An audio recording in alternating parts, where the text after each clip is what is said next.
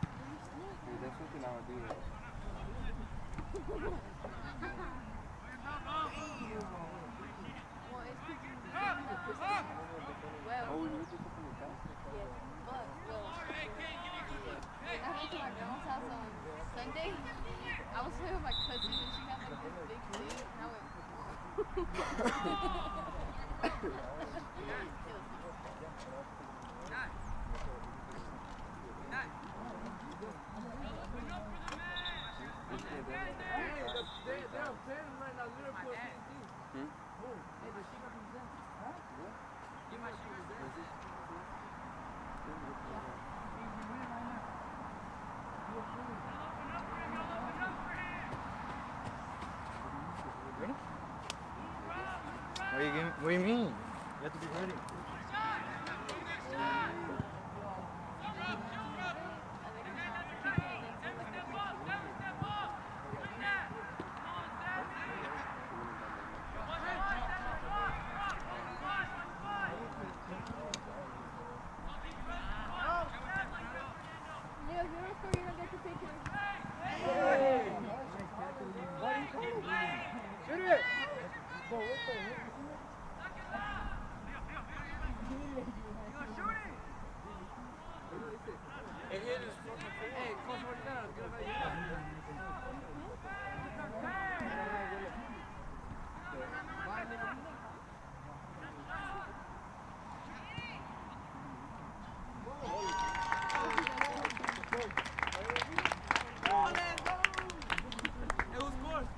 Leo. Leo? Yeah. No. Leo. How was the goal?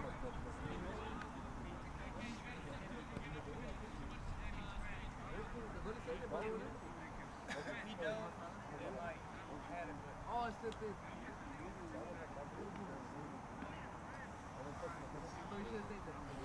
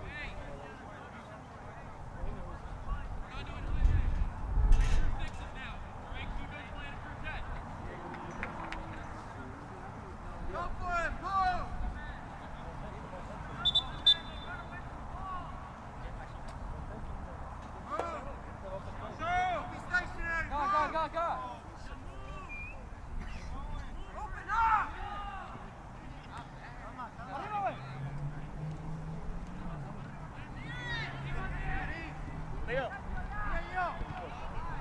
Leo. Leo.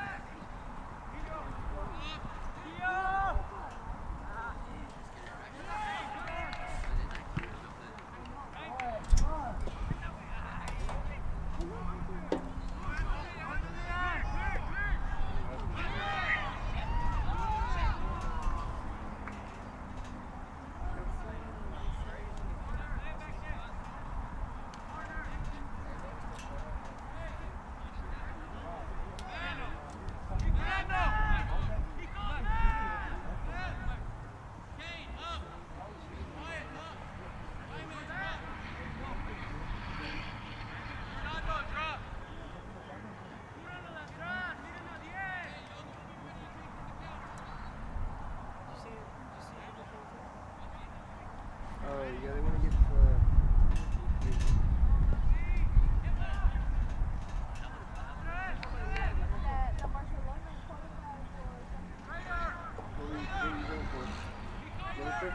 Liverpool?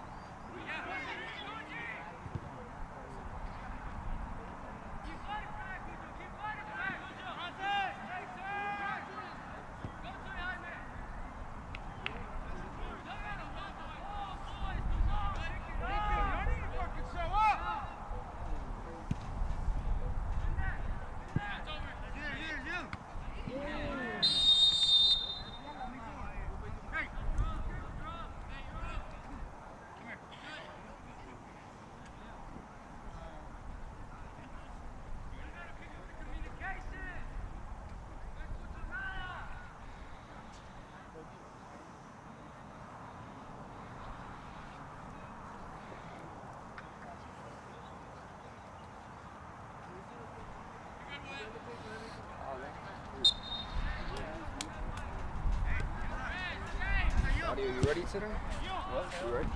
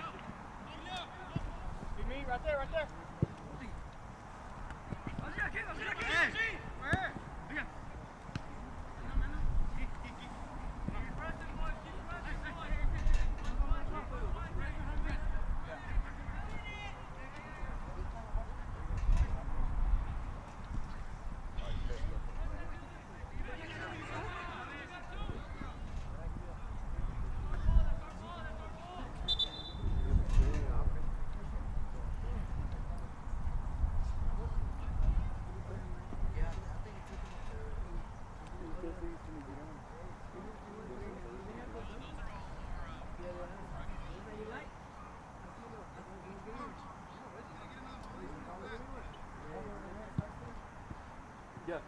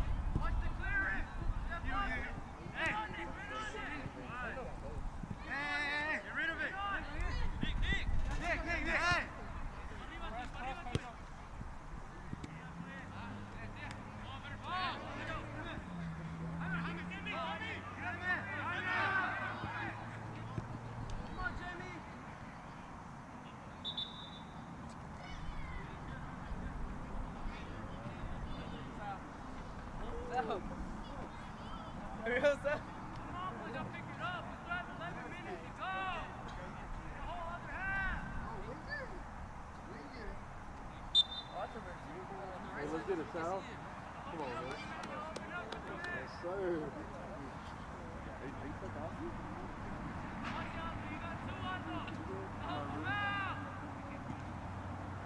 Oh, yeah. Sal. Your debut. Look at the bottom of the, on the right side where Mary's at. Arbo.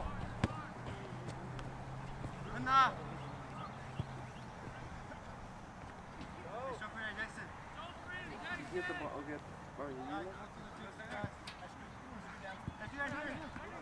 Okay, well, on the right side, like the very bottom, there's a tape. White tape and all stuff. I don't know if you know what it's called. It's in the middle. Yeah, on the right side. No.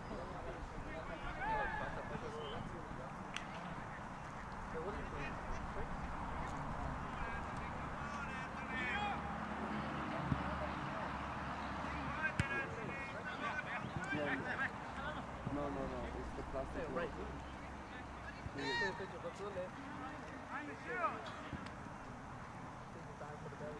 Hey, Ellis,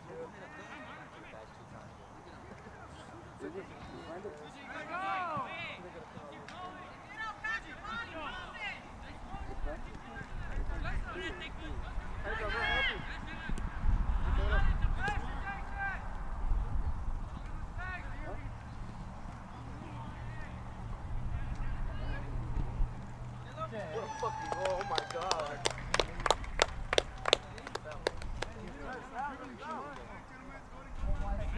Yes, sir, Sal.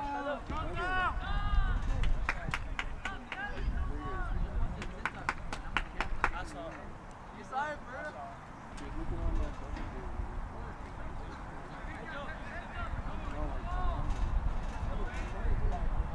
Hey, Sal.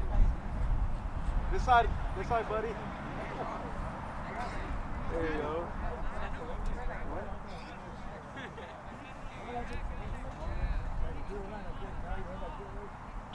yeah, it don't matter how much school like for me.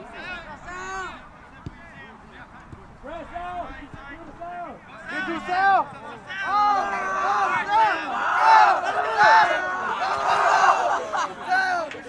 Come on, Sal. Hey, Sal, stay up, man. Stay up the field. Stay up the field, Sal. Oh. That was a good ball.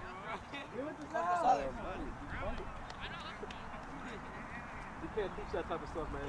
That's all. He did the Ronaldo chop. I mean, that's all instinct. The Sal chop?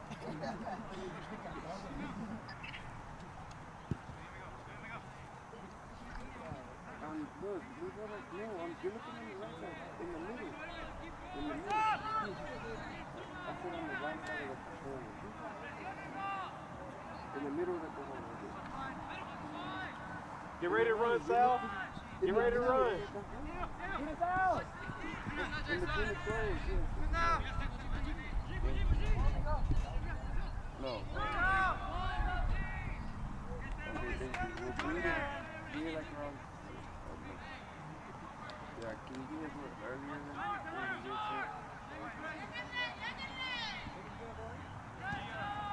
okay. Go ahead and get on your way.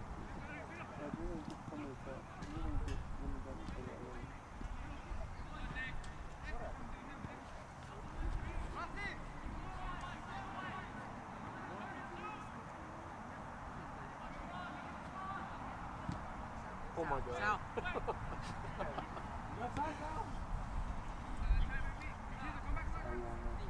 Dude, I want to double score so bad. Angel!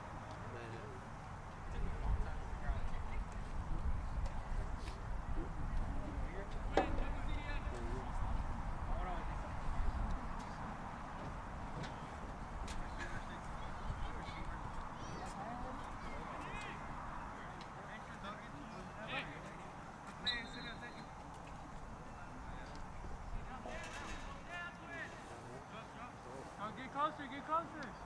He's already having a few touches on the ball. Press, Sal! Press, Sal! Get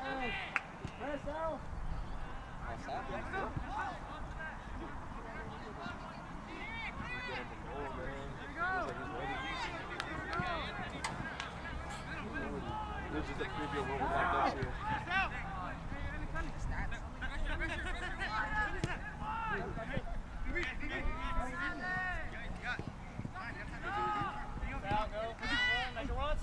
Make a run, Sal.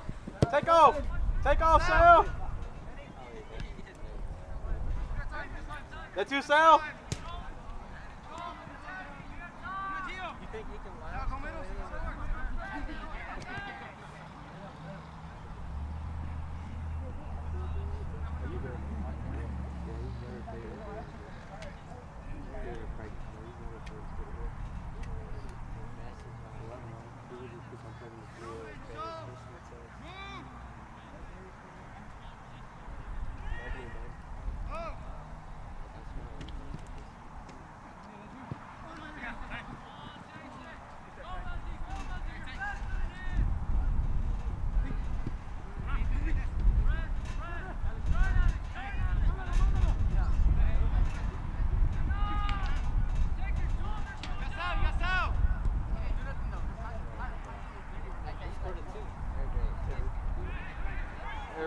Eric scored the second goal. Leo scored the first. Sal tried to run in it, man. He tried to push it in. And I'll open it. And I'll put that first time at school. Well, he didn't even press Leo it. scored it. And another.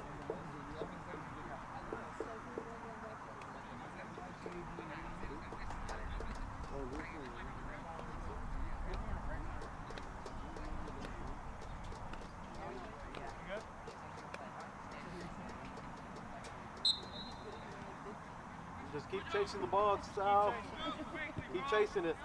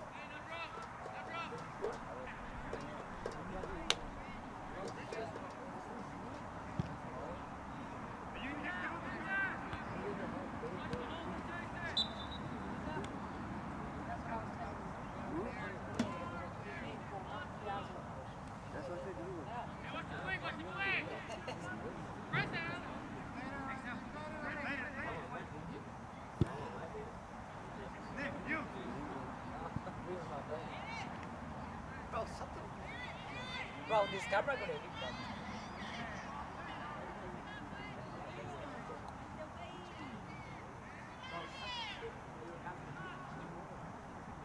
Shoot, man!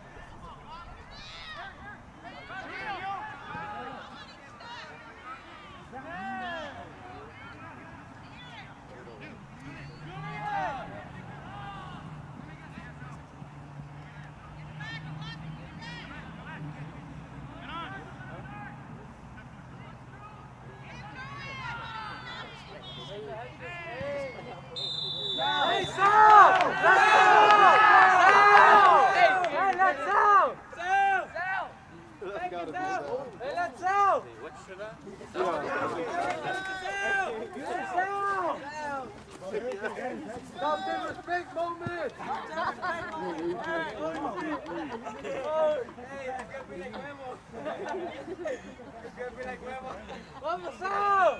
Come on, Sal! Come on, Sal! Come on, Sal!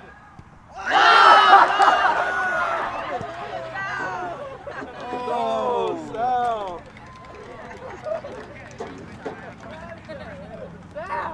The pressure, man.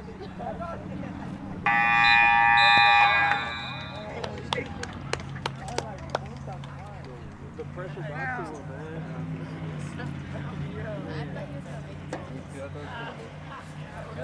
I thought he was going to make it. And he was not.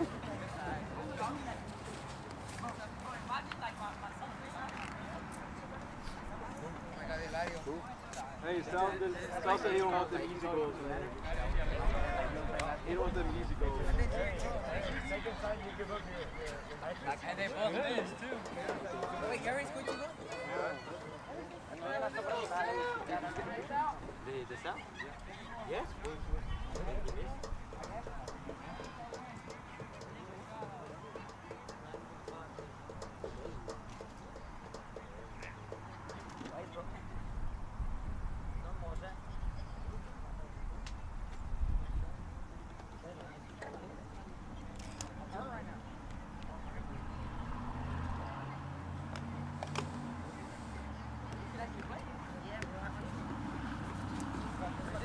Wait, let me take your shoes off. Dude, I was playing with.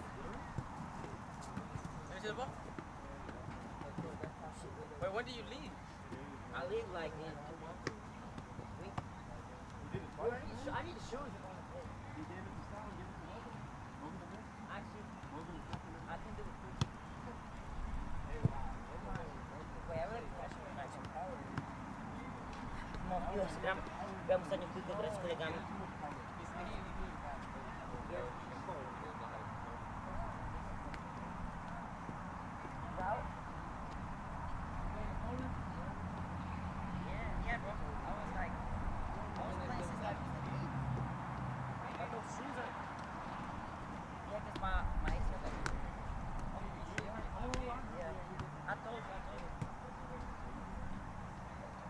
But I thought you played junior varsity. I never thought you playing a freaking. Bro, those bonds are not good to play with. If I would join, it's too late, bro. I should start from the beginning, but I was boxing. But my friend brought me cakes and.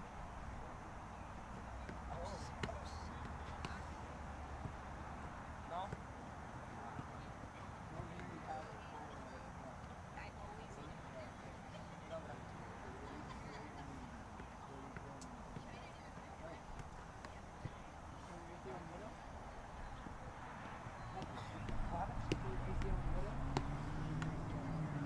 Wait, okay, stop up. Yeah, no, but I was talking to you, like, because I was talking normal in college. Like, what are you talking about? No, but she. Yeah, a little bit. Wait, what do you say? About the what? Oh, here, I was playing soccer like Sunday. Very good. Yeah. I can't even move my leg right now. I know, but we gotta play soccer Thursday. Oh, I can't wait. Those shoes are so hot. Bro, I can't move my leg. I got cleats at home. Because I could.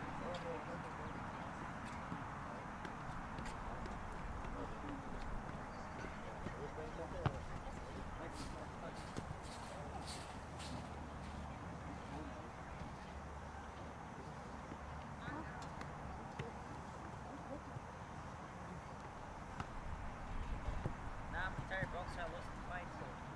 Bro, that also. Yeah, I lost two of them, bro. Yeah, I lost. Yeah, I was not alone.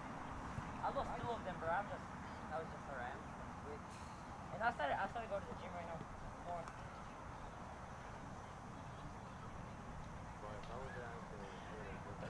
Bro, if you win one street fight, that doesn't mean you can fight. If you win one street fight, that doesn't mean you can fight. I never fight a street. actually, I fought in school, but it was a bunch of like years. And he got something which was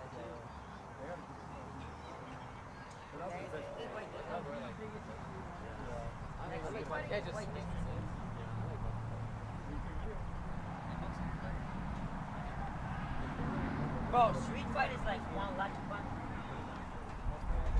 Nah, bro.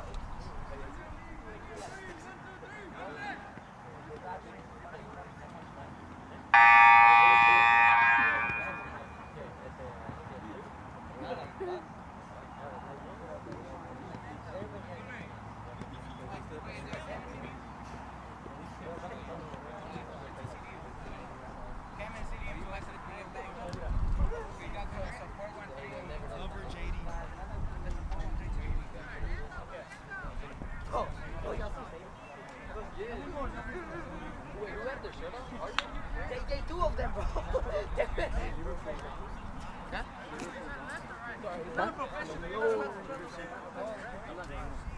don't know if I can speak that. And she. I didn't get to play. Bro, the one was actually good. What was that? Let's go. Top fire. Oh my. Are you taking a picture? What is he doing? How you wait? This?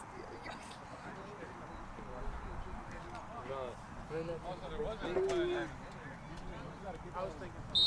Hey, I'll put you in for. Well, I can't take an opponent.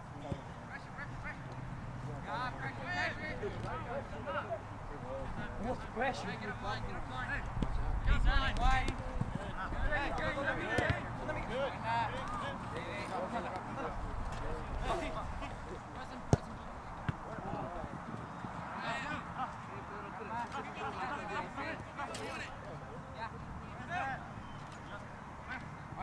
Hey, take him vertical. Hey, hold him. Vertical. The other way.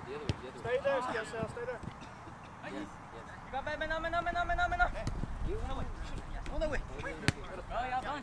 What is the ball, bro? Right there. Oh.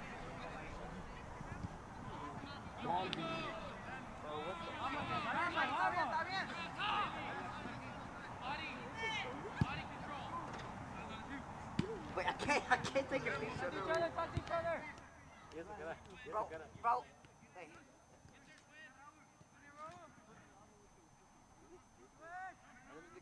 Wait, let me take one for you. Like one dude. Taking better pictures than that camera. Tommy's gonna delete every. Bro, this is so blurry. This is so blurry. You're supposed to hold it. Hold it a little bit, yeah, hold it a little bit. Don't Oh, you changed the. Right there. Hold it a little bit like that probably has been taking the picture.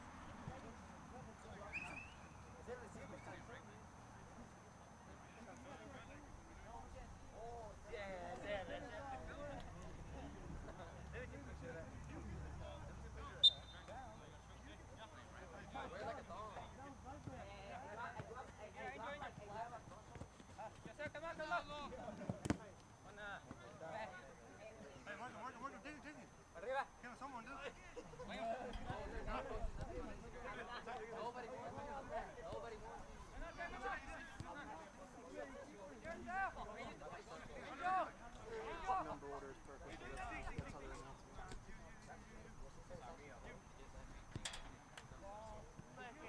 Sean Miguel. Are you behaving?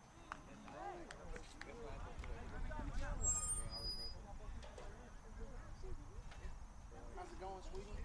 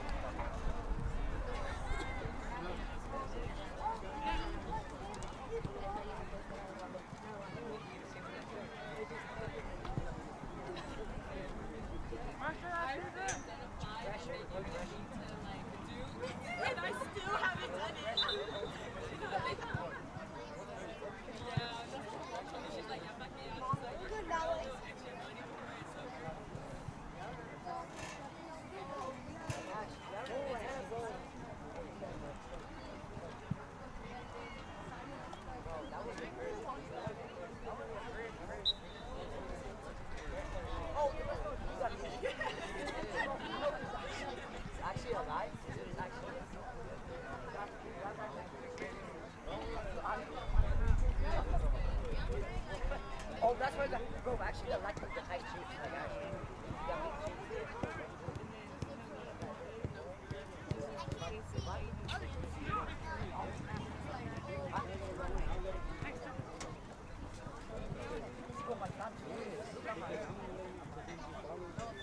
I got nothing. What did I say?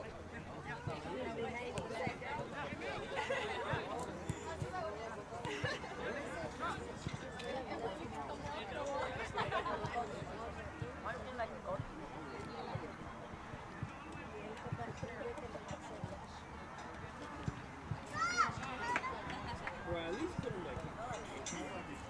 Because if y'all leave them out, get that to me. Right the other door.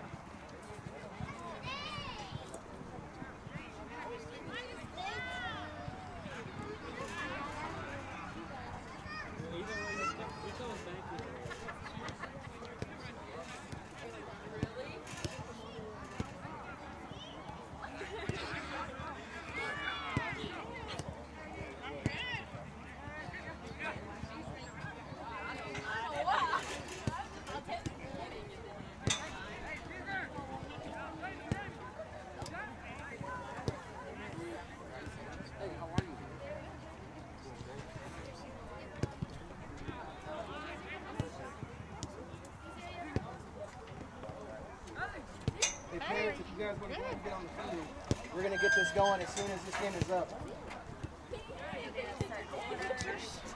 Numerical order. That means we're number one. You are number one. What is, if you guys want to start right here.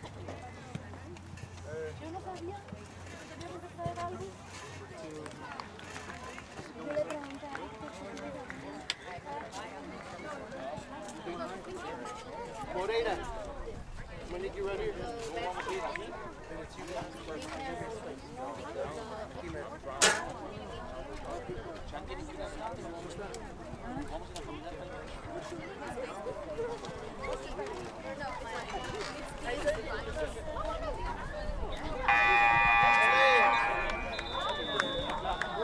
Where's Cliff?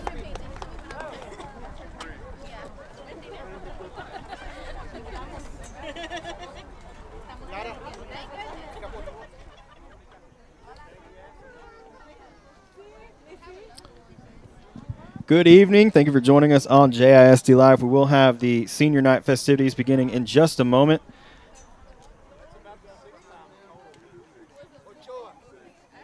I think they're going to let the JV clear the field and then get everybody situated over here on the sidelines. So we'll be back in just a moment to bring you all the senior night activities here on JISD Live from the historic Tomato Bowl.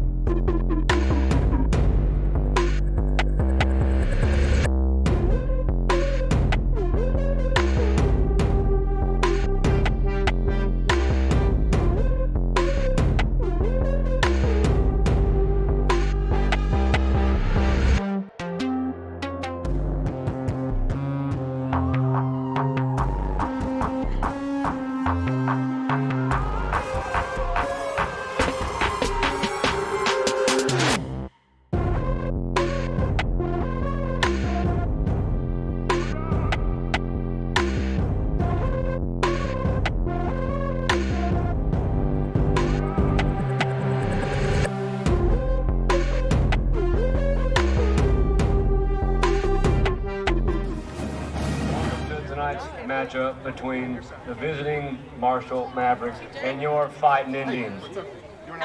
Prior to the game, we want to take time to recognize our seniors who are celebrating senior night tonight. Our first senior, number 1, Sebastian Juarez. Sebastian is being walked out by his mom, Monica Juarez, his grandmother, Martha Juarez, father, Efrain Ariano, Christian and Stefano Juarez, his brothers and sisters, Natalia and Francesca. Sebastian plays forward for the Indians. His favorite year on varsity was his junior year. Sebastian also plays with Dallas, Texas ECRL. In his spare time, he trains, runs, and prays to be a better person each day. His favorite soccer memory is scoring 2 goals in the playoffs and securing a 4-0 win over Henderson. His least favorite memory is losing to Kilgore 1-0 in the 3rd round of the playoffs. That was our year. Sebastian's most embarrassing memory is when Coach Jaramillo pulled the bus over and made us do the Jaramillo Fun Day in the middle of nowhere. His favorite soccer player is Cristiano Ronaldo. Sebastian will miss creating memories and being with and playing with his childhood best friends.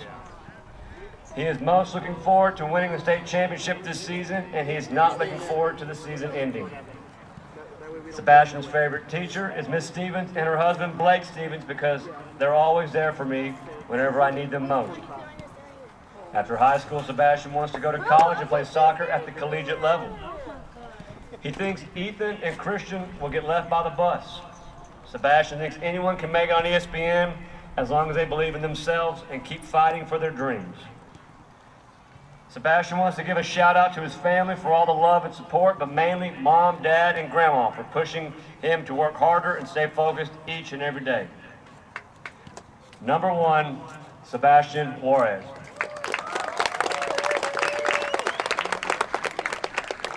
Our next senior, number 2, Edgar Moriera.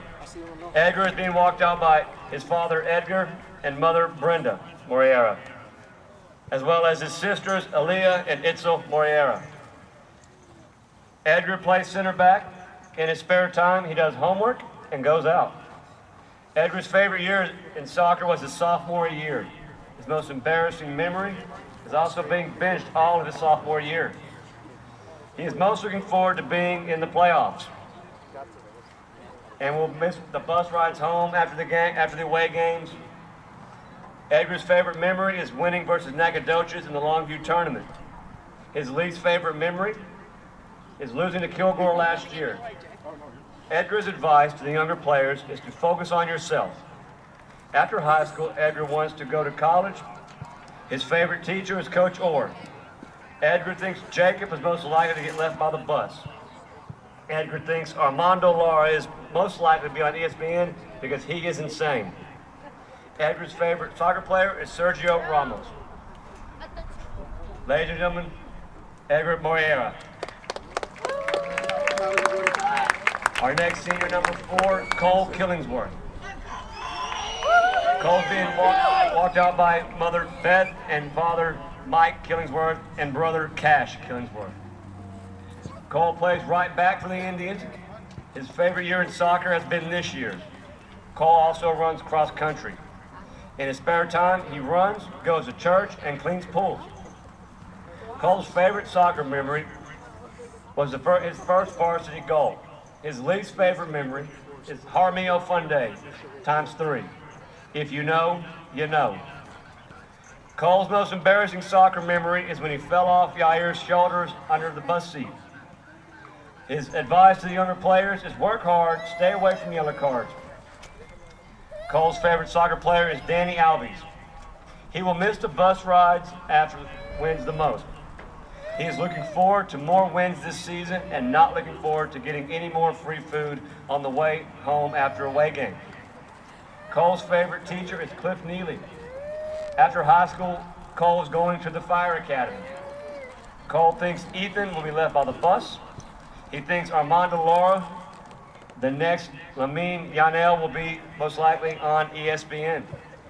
Cole wants to give a shout out to Colton Blake, Coach Jaramillo, and his parents, Beth and Mike Killingsworth. Ladies and gentlemen, Cole Killingsworth. Our next senior, number 5, Kleber Salazar. Kleber's being walked out by mother Elizama Nava, Enrique Salazar, Kaylee, Chris Salazar, and Kevin Garcia, his siblings. Kleber plays fullback. His favorite year was his junior year. After high school, Kleber wants to go to trade school for plumbing. He will miss his teammates the most and is not looking forward to his senior year ending. Clever is most looking forward to the playoffs. His favorite soccer memory is when Cole got stuck under the seat on the bus. His least favorite memory is losing in the playoffs. To the younger players, Clever says, have passion and learn from your mistakes and stay dedicated. His favorite teacher is Coach Horn. His most embarrassing soccer memory is missing a tackle during a game. In his spare time, Clever plays FIFA. Clever thinks Chan is most likely to be on ESPN because he's hard to defend. And Clever's favorite soccer player is Neymar Jr. Ladies and gentlemen, Clever Salazar. Our next senior is number 6, Armando Lara. Armando is being escorted out by his mother, Carmela, Armando, and his sisters. Armando Lara plays forward for varsity. His favorite year being in soccer was his freshman year. Armando is also on Dallas Hornets MLS Next 2. In his spare time, Armando likes to sleep and watch TV. After high school, Armando wants to play professional soccer. His favorite soccer memory is the tournaments with the team. Armando is looking forward to competing for a state title one last time. His least favorite memory is losing with the team. He will miss making memories with the team the most and is not looking forward to the season ending. Armando's most embarrassing soccer memory is tripping and falling during soccer practice. His favorite teacher is Miss Hernandez, Culinary Arts. To the younger players, Armando says, do the extra hard work and believe in yourself because nobody else will. Armando thinks Tavo is most likely to get left by the bus because he's always quiet. And he thinks Leo Ramirez is most likely to be on ESPN because you can't just take the ball off his feet. Armando's favorite soccer player is Pablo Gavi. Ladies and gentlemen, Armando Lara. Our next senior is number 7, Ilario Ochoa. Ilario is being escorted out by Ilario Silva, his father, and mother Maria, as well as sister Silvano and brother Andreas. Ilario Ochoa plays striker and left and right wing. His favorite year is this year. He also plays for FC Dallas and DKSC. In his spare time, he works, plays video games, and spends time with his family. His favorite soccer memory is being able to play his senior year. His least favorite memory is when he tore his ACL his junior year. His most embarrassing memory is when he got his nickname. Hilario's advice to younger players is always play with confidence. His favorite soccer player is Cristiano Ronaldo. Hilario will miss playing soccer for JHS the most, and he is looking forward to the playoffs this season. Hilario is not looking forward to the season ending and club being over. His favorite teacher is Miss Bell. After high school, Hilario wants to continue on. He thinks Christian Castillo will get left by the bus, and he thinks Armando Lara will be on ESPN because he is just that good.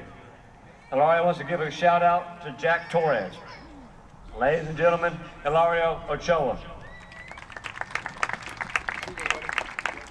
Our next senior, number 9, Jack Torres.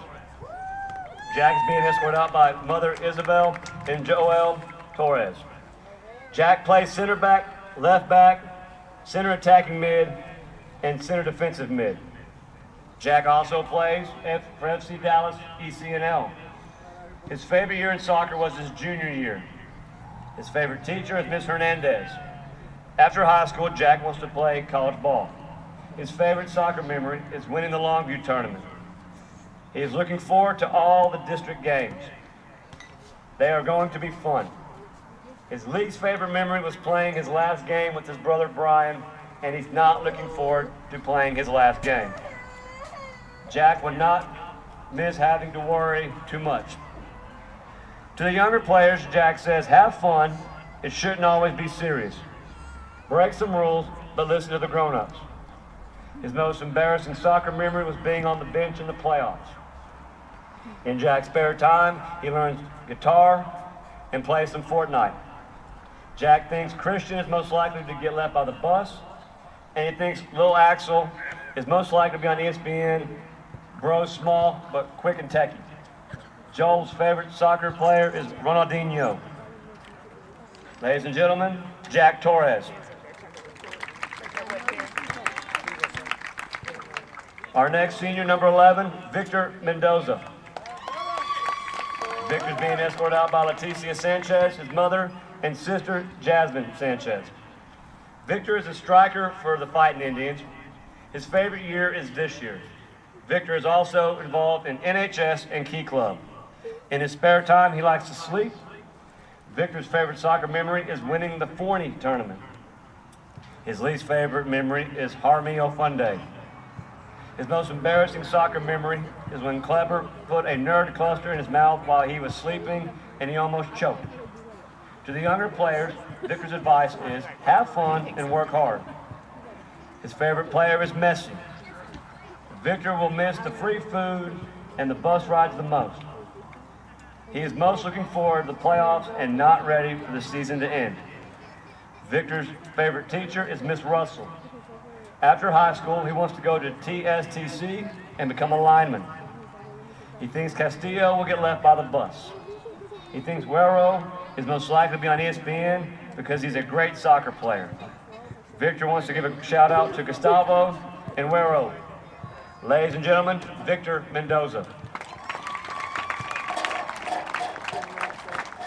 And our final senior tonight, number 98, Gustavo Arellano. Gustavo is being escorted out by mother Veronica Barea and Aranza Trailer, his sister. Gustavo plays goalie for varsity. His senior year has been his most favorite year. In Tavo's spare time, he works at Dollar General. His favorite soccer memory is going to Golden Corral with Bootin, Scootin, Corey Cutin, and the team after the Longview tournament. His least favorite soccer memory is Jaramillo Fun Day. Tavo's most embarrassing memory is letting the ball roll in freshman year against Sulphur Springs.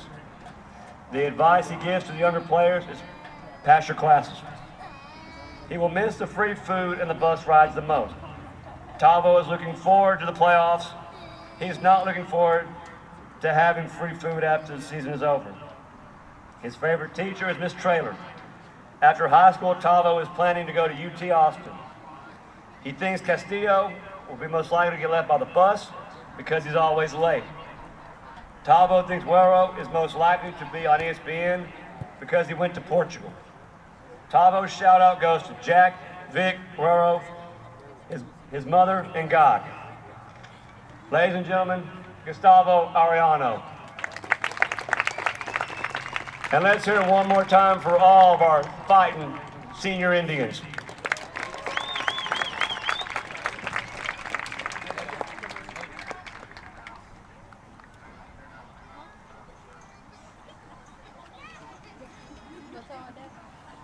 Hey, parents, they are doing a pep rally for soccer and basketball tomorrow at 2:50. I checked out that.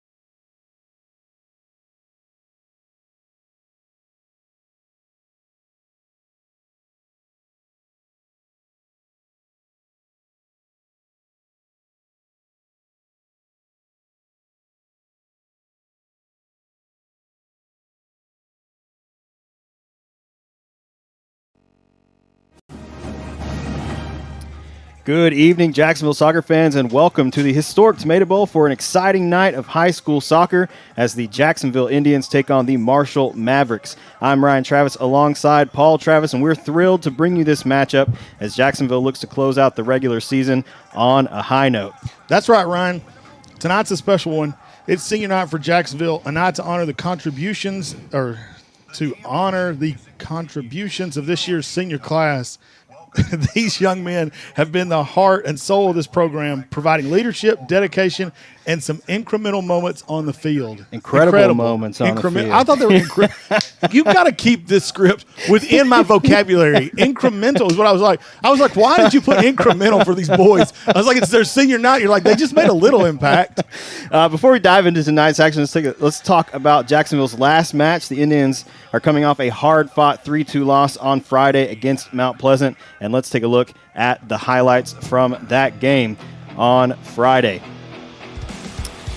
Jacksonville had a PK pretty early here. This is a fantastic save. We talked a little bit during the girls' game the other day how great that Mount Pleasant's goalkeeper was in talking with Coach Jaramillo a little bit before the game. He was the difference maker once again in that game. Jacksonville outshot Mount Pleasant 28-10 very easily from what I was told. Could have scored 10 goals were it not for the outstanding play of this keeper.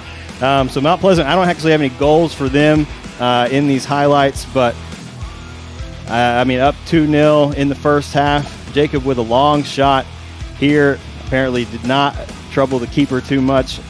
We saw some incredible saves from him.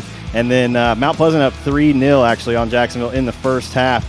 And they do find a goal here in just a second. This one comes from Jacob Gonzalez. He had both goals the other night against Mount Pleasant. A long shot, kind of a misplay there from the keeper. Lets it get away from him a little bit, squeaks inside the post, and Jacksonville trails 3-1 at the half. That early PK save ultimately ended up being the difference in this game, and Mount Pleasant did not back down. They had a lot of opportunities, some really good saves, and some great goalkeeping here from Gustavo. And this one, just a fantastic goal from Jacob off of a free kick, puts it away from the keeper, away from his outstretched dive that he had, and gets it inside the far post.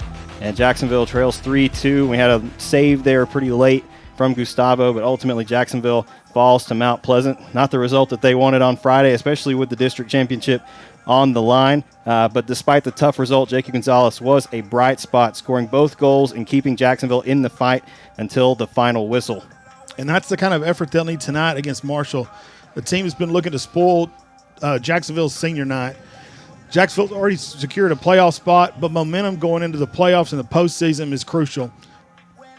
A win here will be a huge confidence and boost to team morale. Now taking a look at tonight's matchup, Jacksonville has had a tough stretch over the past few weeks, and they've played some very tight games. This Indians team has had a very impressive season so far, even with the 2 district losses, and they have the second place spot in district locked up. There is still an outside chance that some things happen, and somehow they are the district champs, but it's kind of a stretch. But they do have second place in district locked up, and Jacksonville has consistently shown that they can score, but the defense tonight is going to be very important for both tonight and moving forward into the playoffs. Yeah, the last time these two teams met, Jacksonville narrowly got a 3-2 victory. That hasn't been the case for Marshall the majority of the season. They've conceded an average of 5 goals per game. It's going to be very important for Jacksonville to find the net early and try and score a number of goals to build confidence going into the playoffs. Absolutely. We had senior night's festivities. Take a look at the 2024-2025 Indian Soccer Seniors. Speaking of confidence, let's highlight this senior class. Sebastian Juarez, Edgar Morera, Cole Killingsworth, Clever Salazar, Armando Lara, Hilario Ochoa, Jack Torres, Victor Mendoza, and Gustavo Arellano. They have been instrumental to this Indian success over the past several seasons, so congratulations to this senior class for their contributions to the Jacksonville Indian soccer program over the last 4 years, and we wish them the best of luck in their future endeavors. And we'll take a look at the district standings at halftime. We're going to have the call-outs here in just a moment, followed by the national anthem, and then we will be joining you in just a moment for kickoff.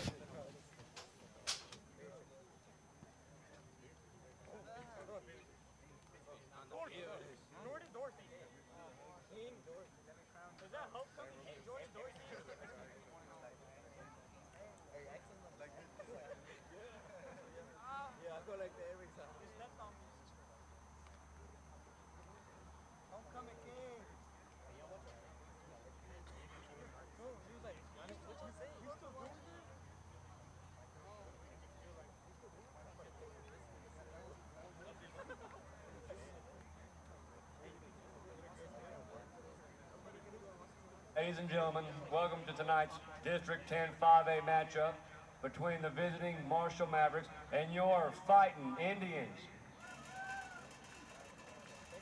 Let's first meet the visiting Mavericks. Number 0, Emilio Martinez. Number 1, Noah Peralta. Number 2, Jonathan Serrato. Number 3, Freddie Renteria. Number 5, Hubert Serrato. Number 6, Ridge Martinez. Number 7, Gail Garcia.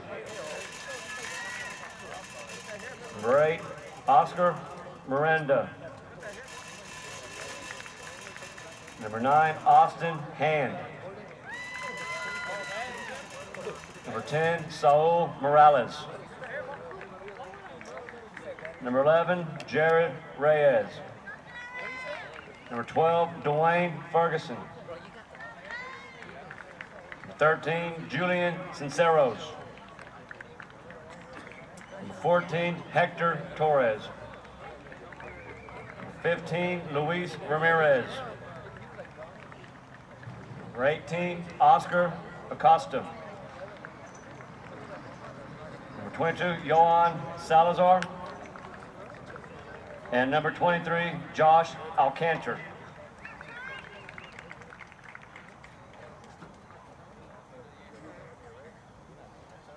And now, Tomato Bowl fans, make some noise for your Fightin Indians.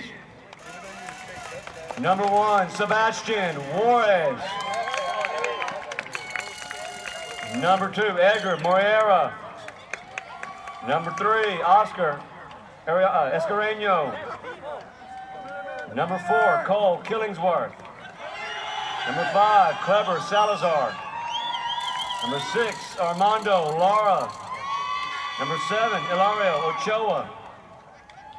Number 8, Christian Castillo. Number 9, Jack Torres. Number 10, Axel Ramirez. Number 11, Victor Mendoza. Number 12, Davian Tavera. Number 13, Aiden Galvan.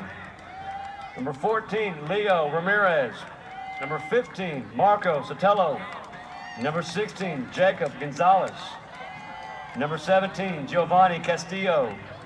Number 18, Eric Villapando. Number 19, Ethan Nava. Number 20, Joel Martinez. Number 21, Cesar Meza. Number 22, Jorge Sanchez. Number 23, KC Cardenas. Number 24, Pedro Moreira. Number 99, Diego Escareño. Number 98, Gustavo Arellano. And number 94, Tristan Barajas.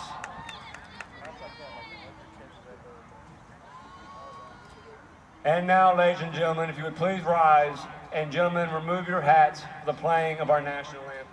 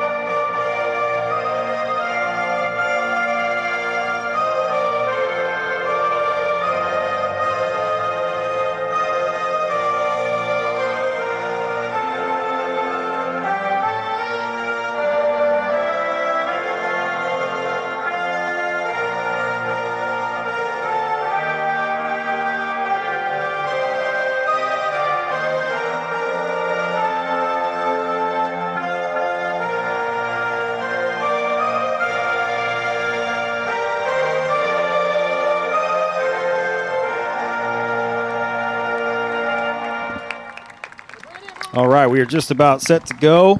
Paul, let's take a quick look here at our keys to the game for Jacksonville. Yeah, so what do the Indians need to do to come away with a win tonight? Let's go over those keys to the game, Ryan. The boys need to come out. They need to have their boots strapped on tight. They need to start fast. Jacksonville needs to set the tone early, especially with the energy of fueled by senior night. Defensive discipline. Marshall's going to be looking to capitalize on any mistakes that Jacksonville makes. The boys need to have their back line tight, stay organized, and prevent the costly turnovers. They've got to finish strong. We've seen Jacksonville fight hard in recent games, but closing out matches has been a challenge. They'll need to stay composed and execute in the final moments.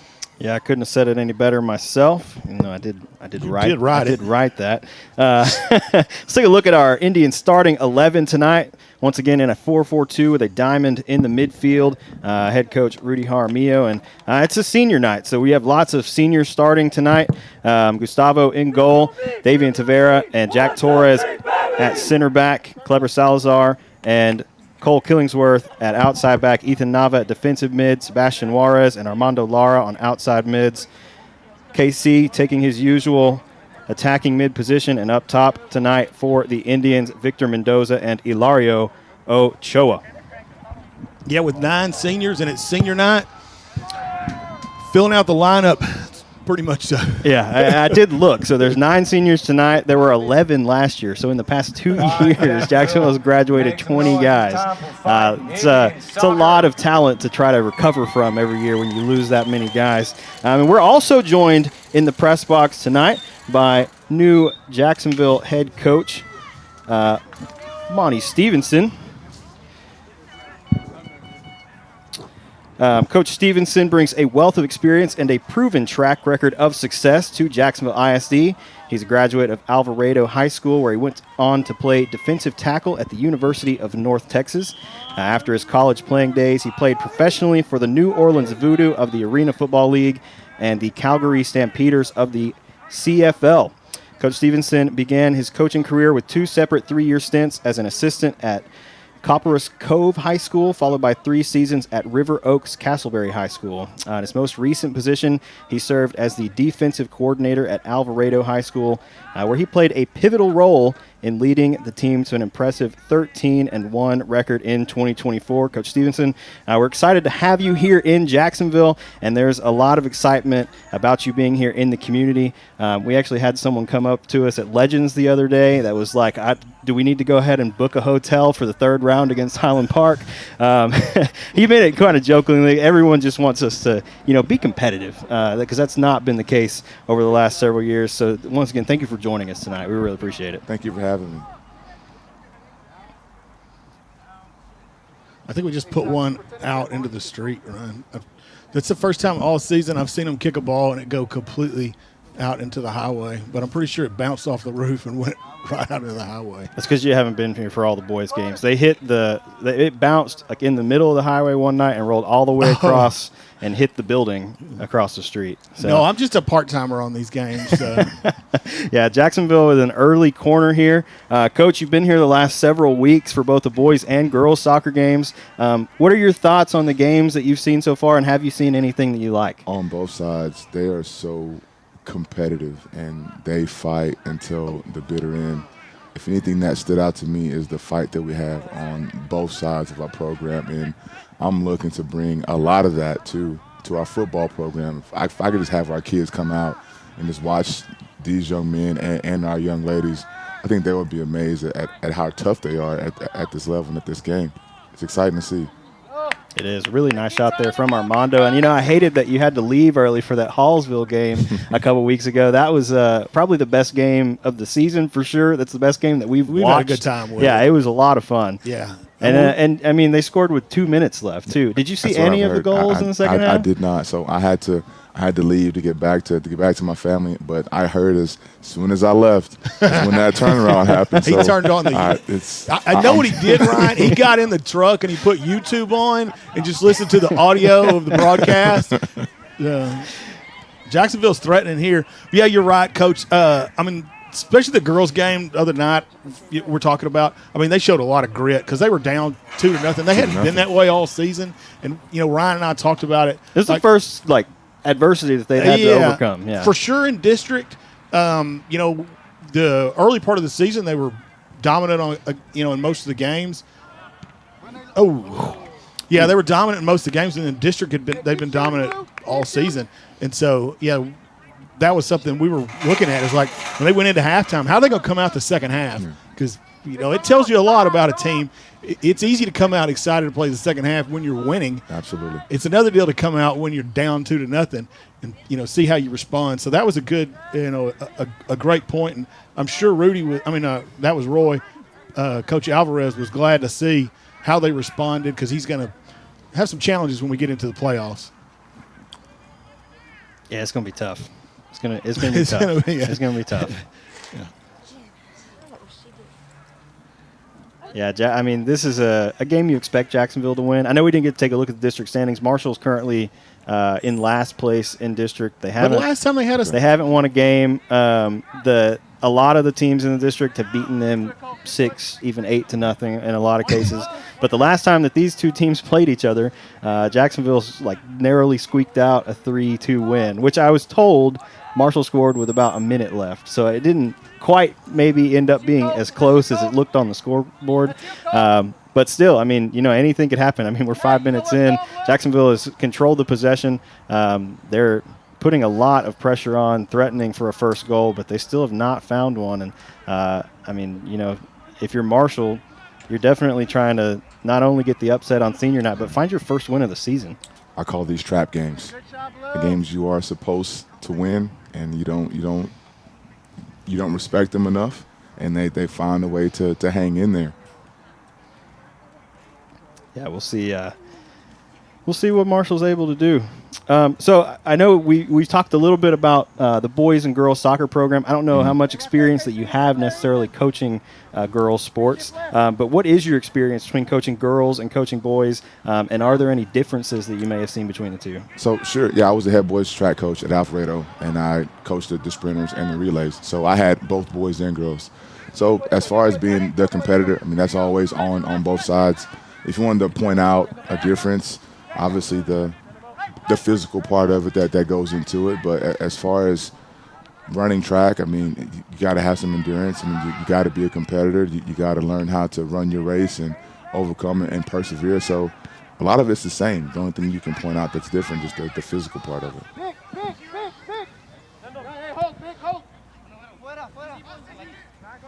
Yeah, Ryan and I work a bunch of these. We're off sides.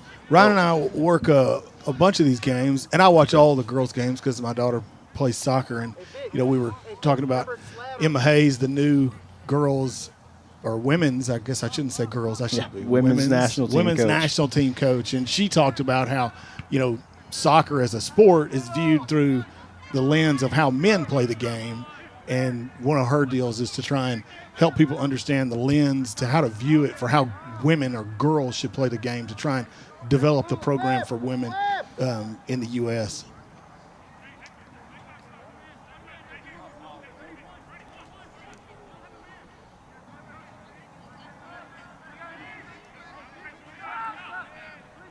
You were talking a minute ago, Ryan, about the boys getting numbers forward into attack. We had almost every Jacksonville player, maybe every Jacksonville player, in the attacking third of the field at one point. Because I was going to joke around about you were saying we're staying on attack. We're basically playing inside the penalty box for Marshall for the first 5 minutes of the game. Good run there from Cole. Jacksonville going to win a corner. I know we're here for soccer. You're the athletic director as well. There's lots of other stuff going on. But I think one thing that the community is curious about is why you chose to come to Jacksonville. This is a program that has struggled, and we'll talk about that in just a minute. But what drew you to this team, and what excites you the most about this opportunity? That's a good question. So when this job first came open, I talked to my AD, Casey Walraven at Alvarado, when this job first came open, and we talked for quite a bit about Jacksonville, about the Tomato Bowl, about the burning of the J, about the tradition that's here, and that initially drew my interest. Then when I got here and started to interview, that hiring committee just sealed the deal because they either were from Jacksonville or they've been here long enough to where they're a part of their community. And that to me felt just like home from the superintendent on down. So I knew after I left my initial interview, okay, if this happens, this is the place that I want to be because I felt protected. It felt just like being at home.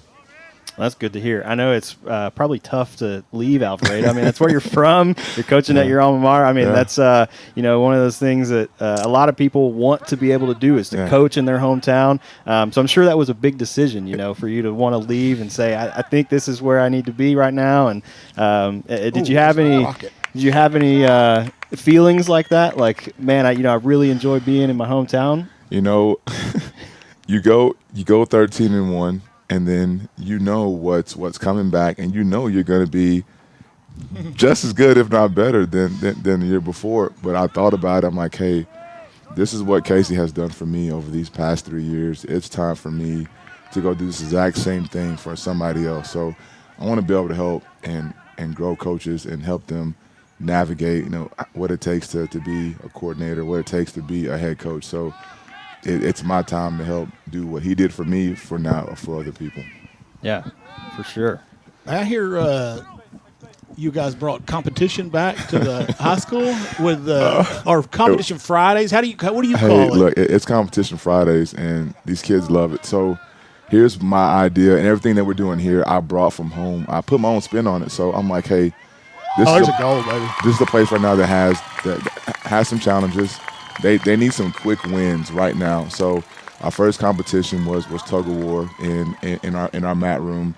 So we had 4 competition teams. I just picked some random kids so they can be leaders, and they picked 10 kids of their own, and we had a double elimination tournament. And then I just wanted to see, okay, who's going to fight, who's going to give up, who's got to build a little toughness in them. And it turned out great. Every kid got involved. Every kid was clapping, yelling, and screaming. So I knew, okay, we're on to something. And then when we got to the bone wrestling part, you would have thought that it was WWE in this place because they were just getting after it. And I'm like, okay, this is how we're going to instill some toughness by bringing competition every Friday. Last week, Coach Owen had a great idea for a competition. He led it. We were in the mat room. He had it to where kids had to think on the fly, which is great because it's the same thing you come out here on a Friday night. We'll have another competition this Thursday. We'll let them go out and have a little fun and then see what we have. But it's been great so far just to see how kids are able to fight and have to make decisions on the fly. So we're going to do this until we start our football skills. Do you want to tell us what the deal was with the cognitive, or is this something is top secret? So it's not top secret. So what it is, you want to put kids in a vulnerable spot where they're tired, where they have to think. So it's kind of like Simon says you can put. So if I blow the whistle, the kids gotta pop their feet in an athletic stance, and then I'll give them a command. I might go left, right, left, and they'll repeat to me, left, right, left. I'll tell them again, left, right, left, and they'll repeat it to me, and I'll blow 3 whistles, and they all have to turn in that direction of their command. If you don't do it, you're out. So the first time we did it, I was very shocked because I thought, okay, Ben Bolton's going to win this thing. He's the quarterback, smartest kid in the building, and I was shocked when he was down with him and Saul Garcia. And I'm like, okay, surely Ben's going to win this. And then I gave him a command. I went right, left, right, and they repeated right, left, right. And then as soon as Ben flinched, I'm like, you got to be kidding me. So Ben was out, Saul won, and he broke us out for the day. But it was an awesome day. Yeah, I heard about it the other day. I was up there, and believe it or not, 30 years ago when I graduated high school, we had Competition Fridays. Yeah. And it was my favorite thing we did. Absolutely. Like, everybody loved it. Yeah. We had, wrestling. We had, how do you say it the right way? Wrestling. I say it, wrestling, baby, wrestling. So, yeah, we had that. That's why you struggle with the pregame. Yeah. He's from Alvarado. He can understand this. We had wrestling. We had an obstacle course one time. We had a deal where we had to recover a fumble type deal. But it was the most fun that we had, and it was close to the end of school. And I just remember everybody enjoyed it, and it really got a lot of morale going. Absolutely. We did it on Fridays, and it gave everybody looked forward to, because we were working hard during the week. Yeah. And when it came to Friday, we were looking forward to going to the field house. Absolutely. And doing competition on Fridays. So that's how it should work. So we'll have one Thursday. It'll be a different version of 7-on-7. We'll put it to where the lineman has to be the quarterback. So I'm looking to see how that one's going to turn out. So I'm looking forward to Thursday. Yeah. We'll go down to Happy Valley and see what it's all about. This Thursday? This Thursday. Oh, that sounds cool. Yeah, so how do the boys respond to this stuff when you got them, like, bringing this in, we're doing competition? Listen, you would have thought, well, let's go back to our first workout. You would have thought that I killed him. I'm like, surely we're going to get through this workout, right? So how we had it set up is Mondays and Wednesdays, you gotta show up. Give us a 2-day commitment. We start at 7 o'clock in the morning. And if you do it that way, a lot of the good programs work out in the morning. So during the period, you can work on track, or you can do football skills, or you can do agility. But you would have thought that Monday that it was the worst thing I ever seen, because they couldn't make it through a workout. They're hobbling to class. I get emails about what's going on down there because these kids cannot make it to class on time. I'm like, well, we're doing something right. But they've had a great time with it. But like you just said, the main focus is Monday through Thursday. We're gonna put our head down. We're gonna get to work. But when Friday comes around, it's time to take off the reins a little bit and let's compete. Let's have fun with it. That sounds really good. I know we did some boot camp stuff when I was in high school. We didn't do competition Fridays or anything. That sounds like a ton of fun. It is. Kids love it. Yeah, Coach Long cooked hamburgers for us when the winning team, because we did it as a competition. Yeah, through the whole and so the end of the deal, whoever had the most points, that was the Coach Long cooked hamburgers for us. So the idea is we can't do it right now. It was kind of I had to do it as fast as I could. So next year, yeah, for sure. So next year when we get here and when everybody's on staff, the coaches will draft the kids, and we'll set up competition that way. And then you will win and lose points by failing grades. You win points by how you show up.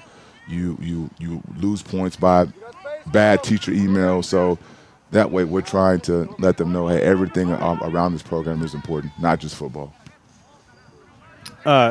Leading into this next question that I have for you, Coach, Okay. How was Alvarado's program when you got there? So we were. That's another good question. So they were 2-8 prior to us getting there. So I was coming from Copper's Cove. Casey was coming from Cleburne. So was the OC. There were some current guys that were already there. They were from Alvarado, which was great. I think a few came from some other various spots, but they were 2-8, and we came in, and same thing I'm doing here. There was not a single talk about winning a game. It did not come out of anybody's mouth. It was how we were going to do it, and we started with working out in the morning. Started out with the competitions. You started to see them wanted to lead more. We never talked about being a leader, because if I tell a kid you got to be a leader, more than likely they're not going to do it. So we kind of put the pressure back on them by doing competition to see who's going to stand out, who's going to be able to lead that team. And it worked for us.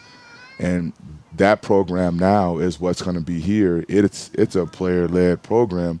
Like, kids know the expectations. They know I come in, I got to line up. This is what we do every single day, and there's no way around it. So when you have programs like that are already in place, once they catch on to it and understand it and buy in, it takes on a life of its own. And that's what I want to bring here. I think that sounds fantastic. The more ownership that you can have the kids take, the better. 100%. If it's coach led and you're constantly forcing the kids, That's it's tough for sure. And this Jacksonville program is one that has struggled in recent years. Hadn't made the playoffs since 2017. The last 5 years have seen records of 1-9, 1-9, 3-7, 0-10, and 1-9. It's a program that needs a serious rebuild to happen. So you kind of talked about it a little bit. What do you think are the keys to building a successful football program? So I'm probably going to answer a lot of these questions too with just this response, but it's about being disciplined, and that's how you win games. So any goals you have for any program, not just football, any aspirations that team has, any milestones that you want to hit, it all goes back to discipline. So the things that you want to do that you can't make yourself do, can you make yourself do it? On the flip side of that, the things that you don't want to do but you need to, can you make yourself do it? I mean, and that's all it comes down to, and it's all about those choices. But if you have that discipline within your program and kids know what is expected of them and they want to do it, the sky is going to be the limit. And what I want for these kids here is to understand it's don't look at me coming in trying to take over. It's me wanting to do what you told me you wanted when I came here, which was to win. Well, this is how we have to do it. You got to give me those morning commitments. You got to run track during the period. You got to do agility. You have to be able to compete on Fridays, and then you got to do it again next week. And the thing I told them coming in, this just gives us a chance to be successful. There's no guarantees in this, but if you don't show up Monday, Wednesday, you don't do the extra, you are guaranteed to go your 0-10, your 1-9, and your 3-7.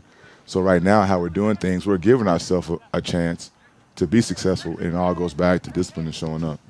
Yeah, I like to hear you say the word discipline. I mean, a lot of people look for motivation. Yeah. There's a big difference in motivation 100%. and discipline. Yeah. And I like to hear you use the word discipline because, it's one thing for them to look for the coaches to motivate them, but the kids have got to have that discipline themselves to want to do it. Yeah. Yeah. You can't want it. You can't want it for them. Yeah. They've got to want it for themselves. And then the reason why I say that is I go back to that buzzsaw I played 2 years in a row with those Salina Bobcats because I've seen what it looks like, and I've seen you couldn't tell those kids that they were not the best team on a Friday night. If you compared our team to theirs, talent for talent, we're right there with them. I mean, and it is a 21-20 ball game going into halftime. But coming out in the second half, when they made mistakes, it didn't matter. Like they kept playing. But if we made a mistake during a crucial moment, it was hard for us to recover. And then by the time you look up, you're out of a ball game. But it all went back to the discipline part. Can I do what I need to do every single time? And I've seen what it takes to get there. And I'm excited about this opportunity because I know what it could be. Yeah, that's a good one because, I mean, I was watching a video the other day on Coach Saban talking about that and how that's what he's looking for in players. Like, what makes you break? How much toughness do you have? What happens when there's another goal, Ryan. Hit your replay so the fans can see that one. I got it. Yeah, but I mean that's what he's looking at is like, how do you respond when things don't go your way? When you get a penalty, when you miss a play, when you drop a ball, how do you respond? And his whole deal was like, what is it that makes you break? And you've got to build up and have that inner drive to overcome that. I've seen the same video where he talks about those external factors. What is it? And so I love it. Your algorithm and my algorithm must be the same. Oh man, that was you just mentioned one thing that the team in Alvarado last year against Salina. When it got to those critical moments, how that they responded. So, how do you deal with pressure, especially during those critical moments of a game or a season as a whole? I'm as cool as a fan. Like nothing really bothers me. I understand that we play a game. I'm not playing these kids are. So, my whole role is have we put these kids in enough opportunities in practice to where they can be able to overcome what I know is about to happen on these Friday nights. So. My job is again to let them know what's about to happen, but I'm relaxed. It doesn't bother me. I've been in those tough moments, because I know what it's like to play Sulphur Springs and Frisco, Panther Creek, and teams you're not supposed to beat. You find a way to beat them. So I'm as relaxed as I can, but I want to make sure that our kids are just as relaxed as I am going into those type of games. Maintaining that composure, that's it. For sure. You have to.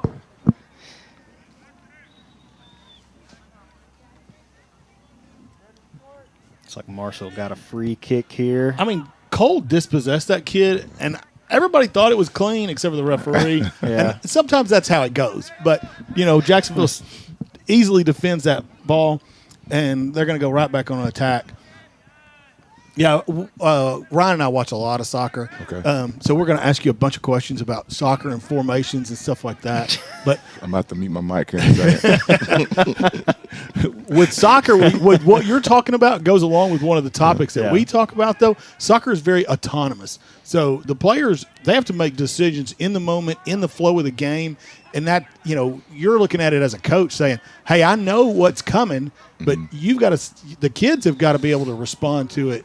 So it just kind of made me think of that, like, with a coach and with soccer, because Brian and I both talked to a lot of time around the game. But it's such a game of flow that doesn't get a lot of chance for the coach to have little impacts during the game, and it just kind of made me think about how autonomous the game is. And that's what you're trying to say is you need your players to be able to internally do that for themselves. You can't, you can help them before it, but when it comes to the moment, they've got to be the one that responds. Especially the quarterback, because he's got to be able to scan the field and see what's there and not there, and be able to make the best decision. So yeah, absolutely. Yeah, I always like to say in the soccer game, everybody gets to be the quarterback. Pretty much. Everybody gets to be the quarterback. At some point in the game, yeah. Everybody gets to play quarterback. Well, Coach, you talked a little bit about, the competition Fridays. You're going to work hard Monday through Thursday, have some fun on Friday. Absolutely. You could maybe say the game on Friday during the season would be a competition Friday fun thing. But, it's not always necessarily. So how do you manage balancing, the work and the play and the fun that you have during the season? So to me, I think right now what these kids are going through should mirror what they're about to witness on Friday night. So it all goes back to what they're doing Monday through Thursday. And when they come in here for a Friday on the Tomato Bowl, this part should be the easy part. Like, this is nothing more than the game. You've already went through all the hard stuff throughout the week. Why not go out and get a reward for it? So that's how we operate. I mean, Monday through Thursday, we're going to put our head down. We're going to work. This is the hardest part of our day. When we get out here on Friday, this is our reward for it.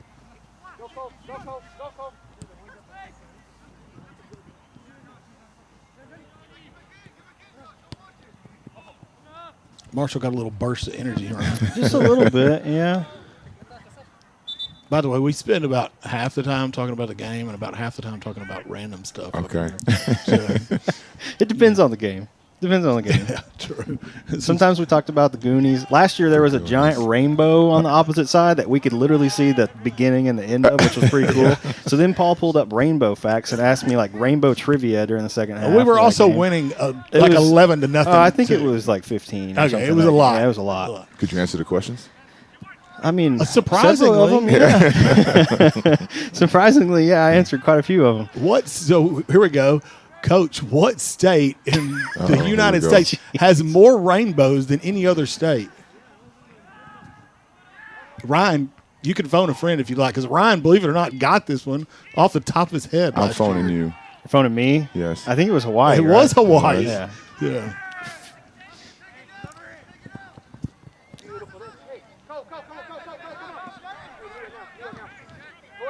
Well, Coach, how would you describe your coaching philosophy, and how do you implement that with the players? I know I heard you talk a little bit in some interview stuff that you wanted. This is like an interview again. Didn't I? It's okay. I'm getting the exact same response I gave them. I'm ready. Come on. I mean, what I heard you say in an interview was we're going to go in, I'm going to ask the players what they want, what their expectations for the program are. 100%. I know that's kind of probably what you're about to say, but just describe your coaching philosophy and then how that implements and you handle that situation with the players. So my philosophy is protect, change, and save. So my whole piece about protecting is I want those kids in an environment, which is the field house, where they can come and just be their authentic selves. They don't have to worry about anything. It's like a safe haven for them. Like, they need to come and know this is a place of peace where this is where I can come and I can be myself, and there's no consequences.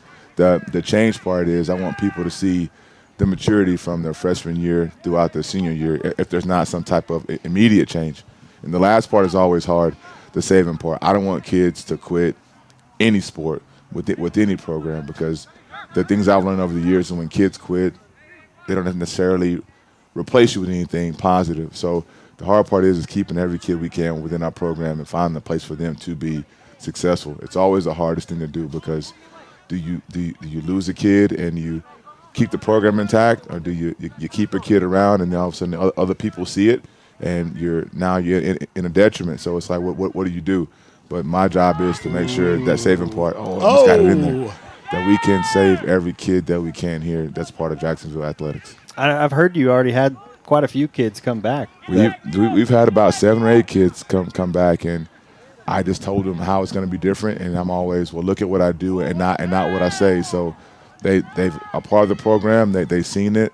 So far they're working hard, they're enjoying it because they keep coming back, and that lets me know that we're doing something right and we're on the right track. That's one thing that I feel like Jacksonville's really struggled with over the past several years is keeping kids in the program. I mean, we would have 100 kids in middle school, and then you have 30 that show up the first day for freshman football. Yeah. So I think that's good to hear that you've had some kids come back, and I think the more kids like that, because there's a lot of kids that don't grow in middle school, and so they may be be on the B team, or they don't play on the A team, or whatever the situation may have been in the last several years, that then grow in high school and could have been a fantastic athlete, but they were treated and almost discarded in middle school, and so they never play in high school. So I think that's really good to hear that you want to try to keep as many kids in the program, especially throughout the whole. I mean, you never know when that next man up mentality is going to have to occur. I mean, that people get hurt during football. I mean, it's a violent game, as my college coaches like to say. Not a physical game. They called it a violent game. I mean, it's like getting hit in a car crash for every time that you make a tackle. So, it's a game that there's lots of injuries. You never know. You're talking all the mamas out right now. He's oh, whatever, man. He's like, that's enough, Ryan. You're going to talk all the mamas out of letting their kids play. I'll try to use that. It's football. I mean, it's just part of it. I mean, you got to come out. You got to work hard, and the harder that you work during the off season and what they're doing right now, I mean, the more prepared you are for the season, so you can prevent some of those injuries and things. But yeah, that is one thing that my college coaches talked about, and I think if you have that next man up mentality, I mean, anyone's number could be called on any given night, and the more options that you have, the better. I think now with what our admin is doing with supporting athletics is now we have a chance to go down into the junior high, or the middle school, for first and second period. So I will be there, the OC will be there, the DC will be there, so we can be around those kids all the time. And I think the more that they see us, the more excited they're going to be about wanting to be a part of our athletic program. And I think I foresee our numbers growing here pretty soon. Oh, he's going to find get in that ball. Nope. Oh. Yeah, that's really fantastic to hear. Especially that y'all are able to go over and really make a point to be with the middle school kids. So the more they see you, the better. I mean, it's not like, oh, we didn't see him for 2 years, and now we're going to suddenly be coached by him in high school, and it's like a completely different world, and you don't know what to expect. But I mean, if you're over there and you're setting the expectation, and they're around you and know who you are, I mean, I feel like that makes the jump from middle school to high school a whole lot easier as well. Yeah, I really like where you're talking about the players. It sounds like for you want to make a positive impact on these people, on the young men and young women that are a part of the program, something that makes it they're better off because they're a part of the program. Absolutely. Are you familiar with Simon Sinek and Define Your Why? Simon Sinek and Define Your Why. No, I don't think so. Oh, you are. You just don't know it. Because your answer to your question goes right along with that. Why are you a coach? And that what you're saying is like about being, an impact on these young men and young women. That's one thing. Like Ryan and I were up here for a deal with Coach Long, and one of the things he talked about was like we're coaching young men or young women. He's like, we're using football to do that. So, and I just thought that when you answer that question, it makes me think exactly of that same philosophy. It's like, we're coaching the sport, but the sport's the vehicle for how do we make an impact on these young people. It also just teaches you so many life lessons as well. I mean, just working hard and being disciplined, having determination to achieve a goal. I mean, that's something that you can apply to your work life. I mean, it kind of goes as a family, like as a parent. I mean, there's so many facets of life that what you learn in a sport doesn't necessarily have to be football, but just sports in general. I mean, it kind of applies to the rest of your life. Yeah. So very impactful for sure.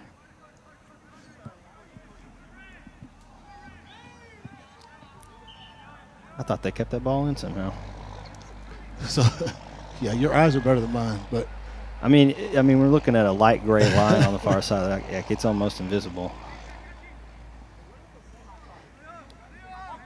Well, one thing, Coach, you have been at quite a few of the games. I think you've been at every one since you've been here. Yeah, I haven't missed. My next stop is I want to get some eyes on on our baseball program. See how things are going there. So I'm trying to make it a point to show how involved I am and how involved I'm going to be in all of our sports. We talked a little bit about Nick Saban coming up on your feed. Who are your influences, and who do you kind of look up to that are, your biggest influences as a coach? It could be, not necessarily just football coaches, but anybody. Outside of Nick Saban, I'm trying to think. He's a motivational speaker, and I want to say his name is Inky. He used to play at Tennessee. I think I can't think of his name. I remember the first name being Inky. I can't think of the last name, but I'm going to go with Nick Saban. So everything he talks about is true. He always goes back to discipline, no matter what the conversation is about, because you have to be able to be willing to do the right things all the time, regardless of the circumstances that you're in. And then for kids these days, that's very hard to do because there's so much that's happening around them. But as far as the influential person in my coaching career and who I look to for, any kind of motivation is going to be Nick Saban. I think he's the GOAT and always will be. I mean, I agree with that. It's fun to watch him on College Game Day now too. It's super fun. I mean, I love watching those videos when they come up and he goes and breaks that kind of stuff down because he's somebody who just makes it simple. That's one thing I like about him is he takes something that's really, complex and he makes it simple. He's Absolutely. Like, this is what we're going to do. We're going to A, B, and C, and this is how we're going to create success. That's it. A lot of times in our industry that we actually make a living in, I see a lot of times people make things really complicated and not they'll take something that's not that difficult and they'll make it really complicated. Yeah. And then the ones that are really good, they'll take things that are very complex and they'll make them simple. Yeah. So, and I think that's one of the deals with Saban. He's got a knack for just breaking it down where it's super simple.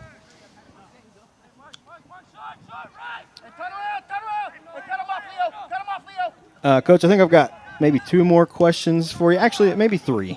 So, one thing that we had when I was in college at ETBU was that I feel like really helped the program turn around because I was involved in like a really big program turnaround at ETBU. Okay. I think they had been struggling for a long time. The year before I got there was when my head coach at the time, Coach Ergel, got there. And I think they were 3-6 that season, or 3-7. And then we went 4-6 my freshman year.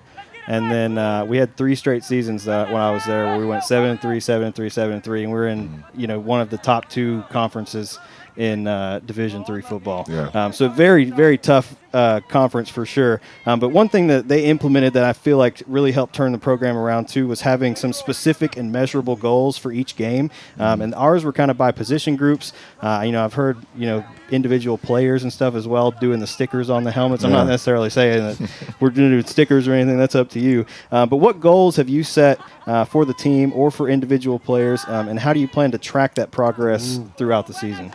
I really hate to be repetitive, and I'm sorry for this answer, but so we're going to have goal boards when you come in. I'm looking for some new ones as we speak. So offense, defense, special teams, and you'll have X amount of passing yards, team total yards, no turnovers, no false starts. But in order to do that, it goes back to be a more disciplined team. So my goal for this entire team this year is to be getting their ball, is to be a more disciplined team. That's what I want. So if we're a more disciplined team, every goal that we want, that these kids want individually, will happen. So right now, I don't know what that goal board is going to say. What I do know is if we do what we're supposed to do, when we're supposed to do it, we'll hit every goal on that goal board. Yeah, I really like that. In business, that's one of the things we look at, what we do, where we actually make an income. This is not the most lucrative thing we have. But yeah, when you're working at something, you've got to know your goals. Yeah. I mean, whatever your job is, you've got to know, how do you determine success? What are the things that you need to do to get there? I like to talk to my guys about, don't focus on the end result. Let's focus on the things it takes to get the end result. And that's one of the things that, it sounds like exactly what you're talking about is let's focus on the metrics, and the metrics will lead to the outcome. Absolutely. So we kind of talked a little bit about this season, but what is your vision for this program over the next maybe 3 to 5 years? That's another good question. So I want to be a household name in East Texas. That's what I want, and I think that can happen by doing the things that we're doing now. Kids showing up, kids buying in, creating some wins now in our off season on our competition days. Kids buying in. The more that happens, and the more consistent we are, and we can show that product on the field, I think it will continue to happen year in and year out. And then now people are going to want to know, well, what's happening in Jacksonville, how they do it so quickly. So I want them to see us as a powerhouse in East Texas. That is our goal for the next 3 to 5 years. He's not getting that one. No. This guy's seen him play too many times. He's not getting that call. And there is some talent here to get that done.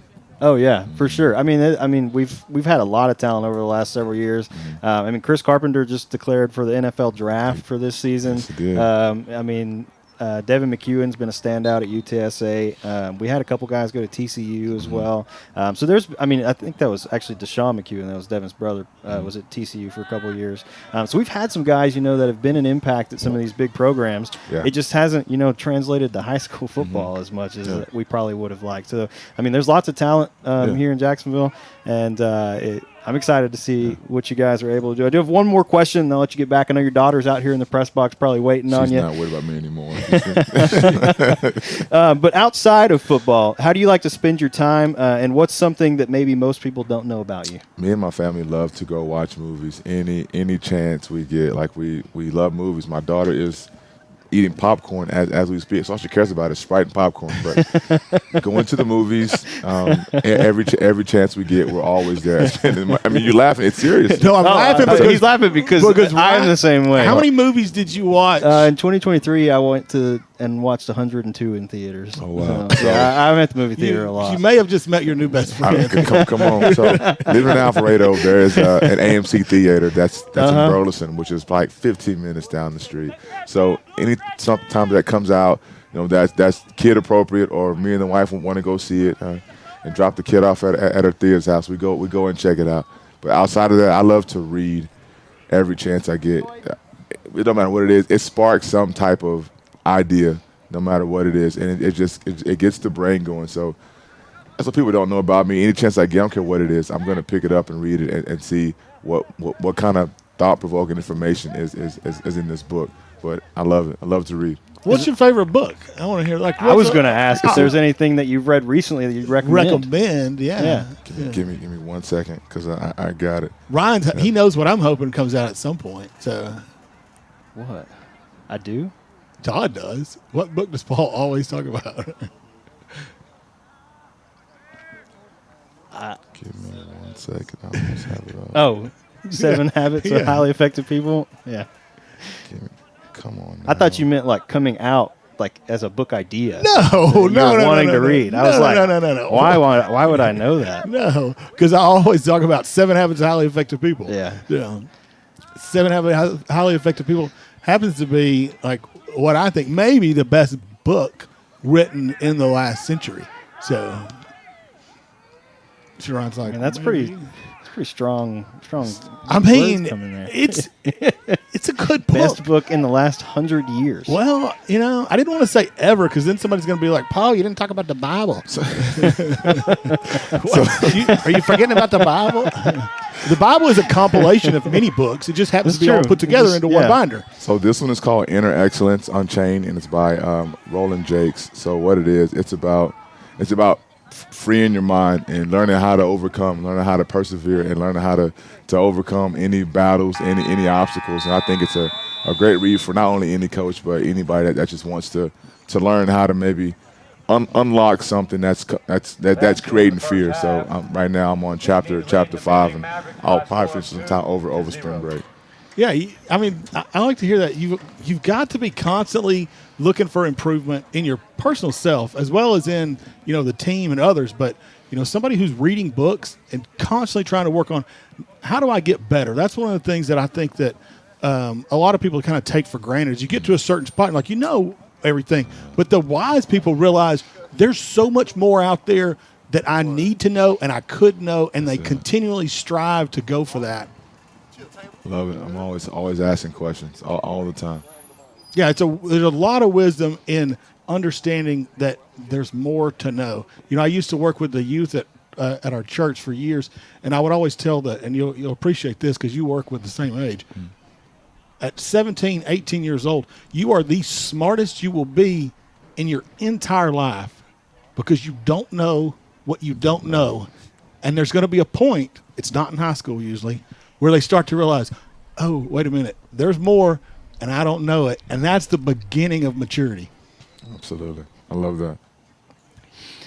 Awesome. Well, Coach, thank you for joining us. Thank you we really appreciate it. I mean, we were here the whole first half. Hope everybody at home that's enjoyed a podcast, right? I mean, pretty much. Yeah, we do have a meet and greet with Coach Stevenson tomorrow here in the historic Tomato Bell from 4 to 6 p.m. Definitely come out and meet the coach if you haven't already. Once again, thank you for joining us. I really enjoyed it. Glad we got to have you on, and enjoy the rest of the game. Thank you for having me.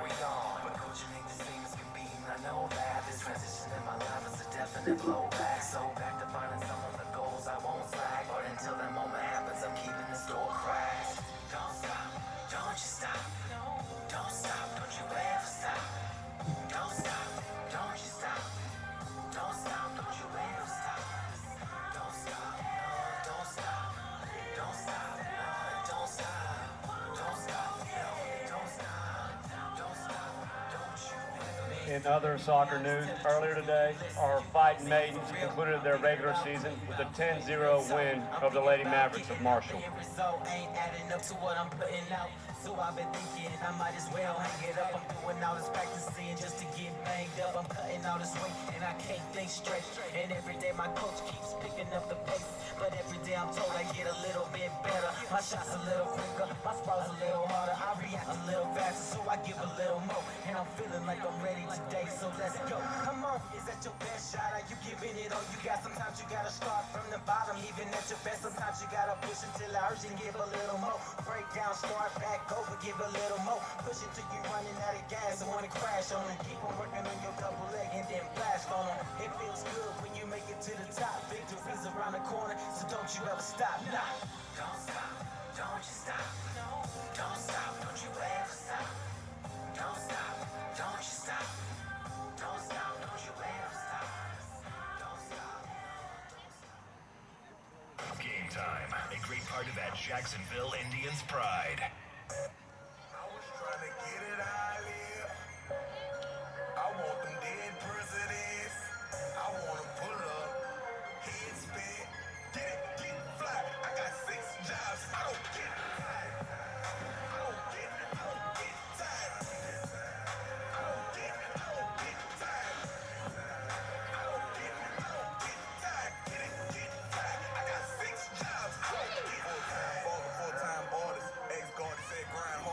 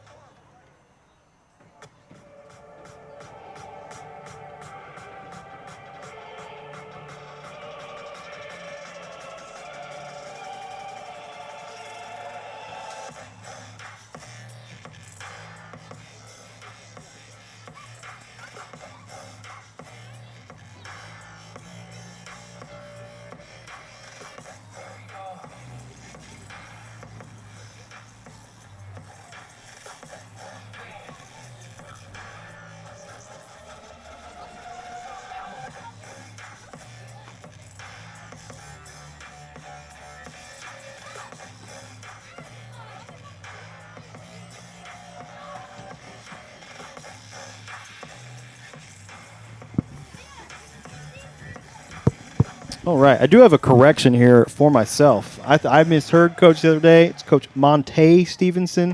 That's on me. I apologize, Coach. I apologize to you guys.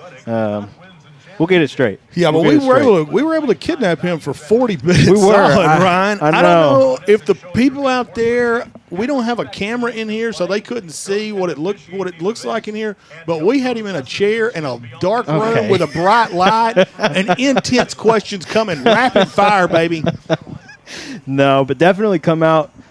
Meet Coach Stevenson tomorrow here in the historic Tomato Bowl. It's going to be a great time.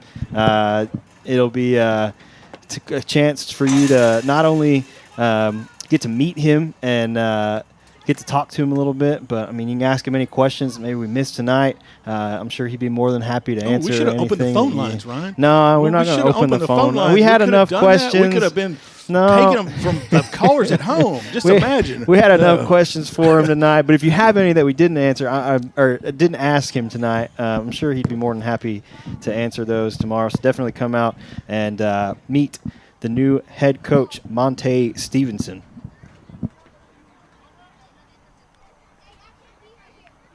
I think it's on the field. I think the original graphic that we saw said press box. Well, as far as I'm aware, this is happening on the field. When they sent out the RSVPs, they realized that the press box was not big enough for everyone. They were going to have to move it to the field. They're planning on filling the field up tomorrow night. So. I mean, I hope so. I hope the community comes out and supports Coach Stevenson, supports his family for moving up here and taking the job. I mean, we kind of touched on it a little bit. I mean, it's definitely I'm sure it was a tough decision to decide to leave your hometown and the school that you graduated from. I mean, that's something that pretty much everybody wants to do is come back and coach in their hometown. So I'm sure it was a tough decision for him.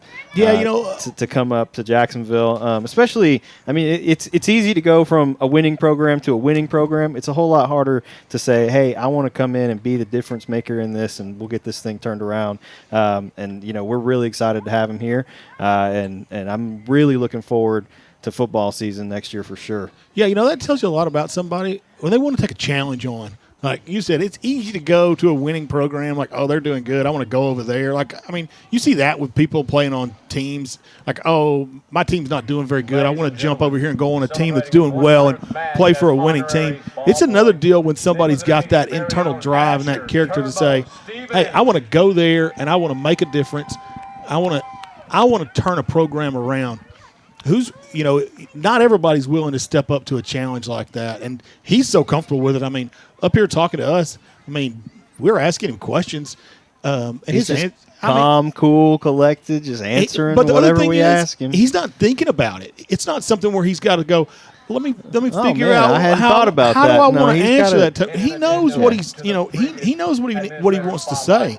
So what is Grant Haney talking about now? I don't know. There's Miss JHS, Miss Sarah Traylor. He's always, shouting somebody out. It seems like they make up all kinds of awards. So if you can hear what he says on the broadcast, just know these are not like official awards that are being handed out twice a week. These are just something that they're coming up with, because half the time when I'm in there, they're trying to come up with who to call out and what they need to say about them. It's the Grant Haney Show. Oh, yeah. Yeah, Jacksonville up 3-0 at the half over Marshall. I know we were kind of preoccupied up here, so we didn't really talk about the game hardly at all. I was watching though. I mean, we like, were look at watching. that. Yeah, Ooh. there's some really good goals there. I think I may still have the last goal actually on replay 'cause I'm not sure that I played it earlier. But this one. Look at this guy with a replay from that one. That's a little bounce back and stayed with Yeah. it. Yeah. Goalkeeper thought he made a save, and he said, "No, sir, I'm scoring on you." Yeah. But, I mean, this is a different from what I've seen so far, this seems to be a different story tonight. More of what we expected from this Jacksonville team against Marshall. Like I said, Marshall has struggled. I know we didn't get to take a look at it. Oh, yeah, we're supposed to talk about some stuff. At the half. I know, it's really dark. We'll take a look real quick before we get started at the potential playoff scenario and the current standings here between Jacksonville and their district and their potential opponents here, depending on where that Jacksonville finishes. Right now, Jacksonville is the smallest school in the district, so that with an enrollment of 1391, they are certain to go Division II. However, there's still a very tough fight going on here between Lufkin, White House, Nacogdoches, and Tyler High for that fourth playoff spot. And if White House drops out, that would put Mount Pleasant going Division II. So the way it's looking right now, Jacksonville is either going to play Greenville if they go in as the 1 seed for Division II, or they will play Lovejoy. And the rest of season schedule here for the rest of our district, Lufkin, plays Mount Pleasant tonight. They play Marshall on Friday. White House plays Texas High tonight, and Mount Pleasant on Friday. So you would think Mount Pleasant would win both of those games between Lufkin and White House. So both of those teams I'm kind of expecting to only have one more win this week. You never know. Anything could happen. Mount Pleasant did tie both Lufkin and White House earlier in district play, so you never know how that will shape up. But then Nacogdoches, I think, probably has the best chance to squeak in for a playoff spot because they play Hallsville tonight, which Hallsville's good. They're not a team to sleep on for sure. They beat, I think, White House 2-1 last week, which I was kind of surprised by. And then they also play Texas High on Friday, they're playing 2 of the bottom 3 teams in the district. So I think they've got a really good chance to win both of those. Tyler High, on the other hand, is on a bye tonight. They play Hallsville on Friday. You never know with Tyler High. I mean, they showed up and played against Jacksonville, but that hasn't been the story a lot of the rest of the district slate for them. So you never know how this is going to shake out at the end of the season. Jacksonville is in the playoffs for sure. It's a long shot from distance from Marshall. But you never know how things are going to shake out. So Jacksonville could go in at the 1 seed. They'll play Greenville. They could go in at the 2 seed in Division II if Mount Pleasant is able to go into Division II. So it'll be an interesting way to see how things shake out. I think, once again, there is a good chance that Nacogdoches wins both of their final games. And I'm not sure if Lufkin or White House gets in at that point because goal here from Victor. But yeah, I'm not really sure how things shake out at that point. I think right now Lufkin and White House are tied on points. So I don't know if it would be a head-to-head that would be the tiebreaker there, or if you flip a coin, or what exactly the tiebreaker is to decide who goes to playoffs. So it'll be interesting to see how things shape out. And Jacksonville, with their last game of the regular season tonight, they have a bye the last week, much like we did in football, so they will not play Friday. But the rest of the district is playing, and the date to or the deadline to get all the district results in is next Tuesday, which, Jacksonville has spring break next week. But Tuesday, all the district results have to be finalized, and then the first game will be Thursday through Saturday, one of those days next week. So it'll be a pretty quick turnaround. Jacksonville will have a little over a week off, though, which is nice. You got to get some guys rested. But you want to stay sharp. That's the only bad thing about having that last week of a bye. So you definitely don't want to take a week off and then show up to play a really good team, because that's how it's going to be. When's the potential for the first playoff game? Is it the Is it the Thursday, Friday? So it's not the Yeah. Tuesday, Monday. You've got to wait all the way to the end of the week before they actually have the Yeah, they option. have to have district. So we will that's what I have was just saying. District results have to be finalized next Tuesday, and then next Thursday, Friday, or Saturday is when they'll actually hit it. Oh, okay. Yeah. So we will have like little over 10 a days week, yeah. off at that point. Wow. Okay. Yeah. Hey, Ryan, quick little bit of trivia here. Do you know that I was joking about the coin toss, but realistically, there was a year we did not make the football playoffs because of a coin toss. So there was a tie for the position to go, and this was back when it was a 2-team deal, and the coach went and they did a coin toss. We lost. The other team goes to playoffs. That's crazy. I mean, it is crazy. I mean, you don't have a tie in football. Wouldn't the tiebreaker be head-to-head? Who won? They went down a coin toss for some reason. That's crazy. Yeah, I would think the first tiebreaker would be like, well, who won? Like, did the other team win? Did we win? Like, I don't know. That seems like the logical tiebreaker. Yeah, I don't know how I don't know how it happened. I just remember it was. Hey, this is how we decide. That's pretty a crazy. Coin toss, and we did a coin toss. We're gonna score almost, not quite. Man, we are all over them.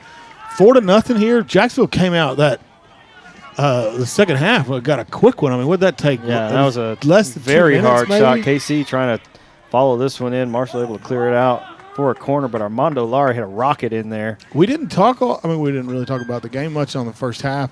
We were preoccupied. The boys hopefully everybody enjoyed our conversation with Coach Stevenson. The boys have played a lot of possession tonight. They've been more patient than what we normally see, controlling the ball and working it up the field and not being quite so, hey, just run and gun, baby. How fast can we get it to the box? That was one thing as I was watching the first half. Like, we seem to be more composed with the ball and just trying to, work it around and not quite so, hey, let's get direct, go to the goal as fast as we can. Maybe that's because we've got a lot of confidence playing Marshall.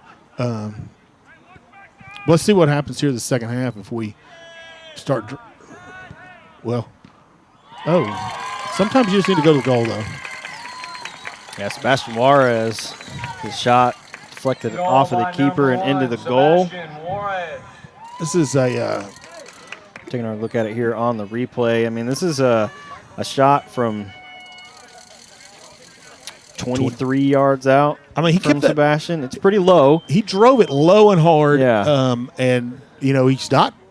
The keeper didn't have to make a big diving play to do it. He just hit it so hard and he didn't deflect it away. So No, I mean, that's a pretty similar goal from what we saw against Mount Pleasant in the highlights from Friday night. Was Jacob hits that shot from a pretty similar distance, and the keeper just can't quite control it, and it squeaks in past the post. I mean, that was a very similar goal there from Sebastian that we saw against Mount Pleasant. Mount Pleasant with an excellent keeper, so it just sometimes it happens.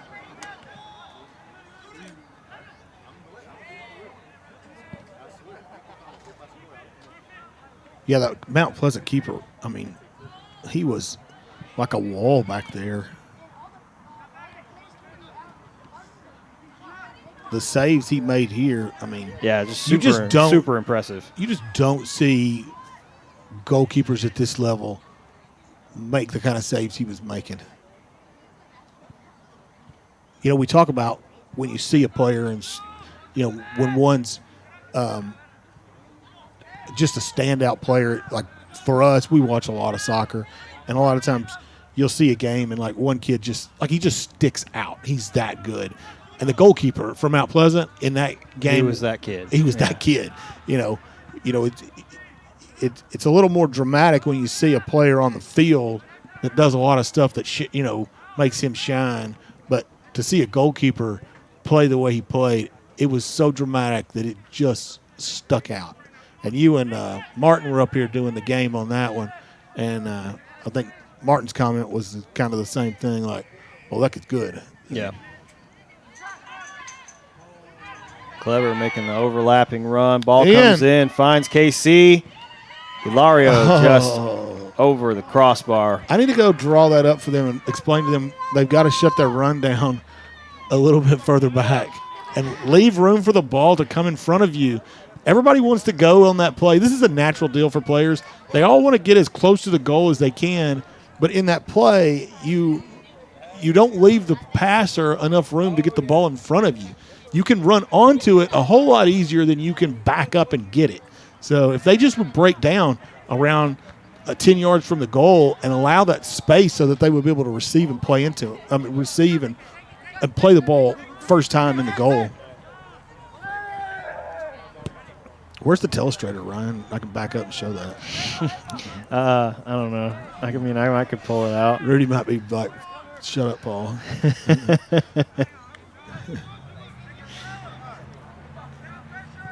You're going to call tomorrow. I don't need you on my marker board.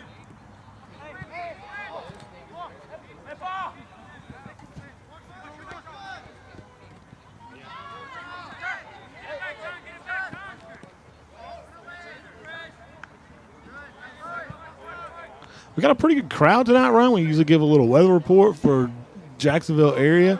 And tonight I mean, a little scrambled there trying to get started. I mean, tonight's a pretty exceptional weather. Now, I don't know if it's what the temperature is at this point, but it's definitely short sleeve weather if you want. I'm looking down at the multitude of fans that we have in the historic Tomato Bowl tonight, and I don't see very many people with even long sleeves or a jacket on. Everybody's kind of in a T-shirt tonight. It's almost like you're in a climate-controlled environment watching this game. Yeah, I mean, it's currently 65 degrees You can't get better. It says feels like 60, but, I mean, it's super nice. There's a little bit of a breeze. Not much, though. Nothing like what we saw last Tuesday. Last Tuesday was probably one of the windiest days that I can remember. He's going to handball that. Without there being, like, tornadoes or something. I mean, that was a pretty crazy wind. And there's a sandstorm, too. Sheer wind that blew.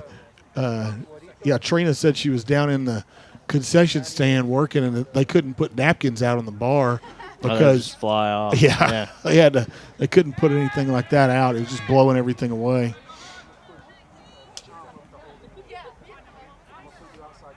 That's the fun thing about this East Texas weather this time of year. It can be freezing one week, and it can be sunny and going to the beach feeling the next week.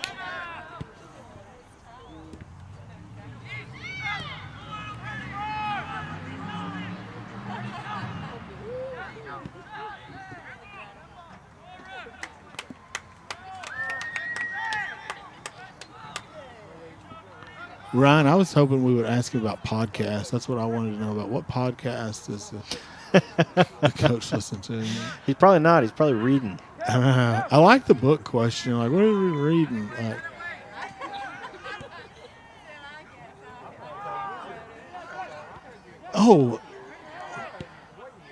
Ooh. Yeah, that was we talked about that at the beginning. That was a pretty bad pass. Keys to the game. Straight to the Marshall attacker. I mean, yeah.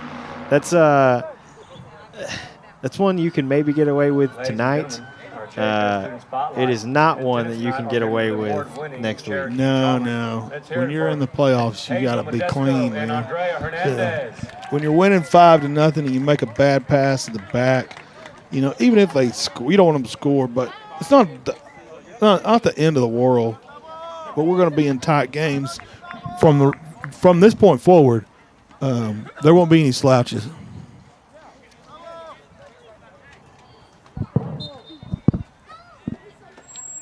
No, and I haven't exactly figured out what the best, what the best run is. Jacksonville 2 years ago when they got to play Palestine in the regional final, went in as the second place team out of that district, and I mean, it wasn't like an easy road, but you did make it all the way to the regional final.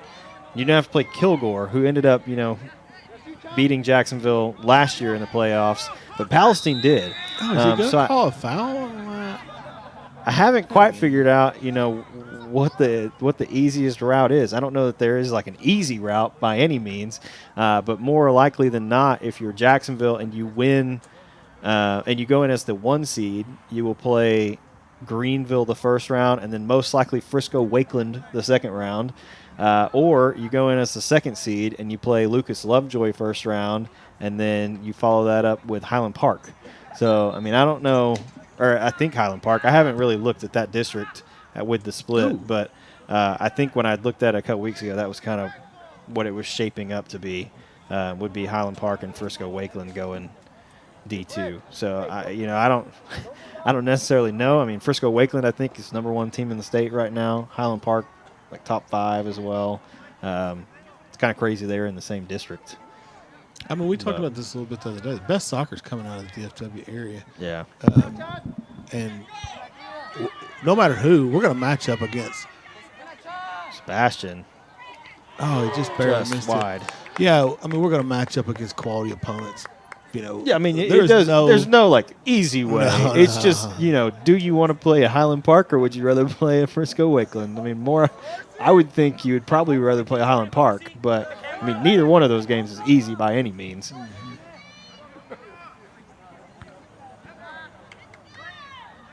KC able to win the header. Gonzalez now trying to get past the Marshall defender.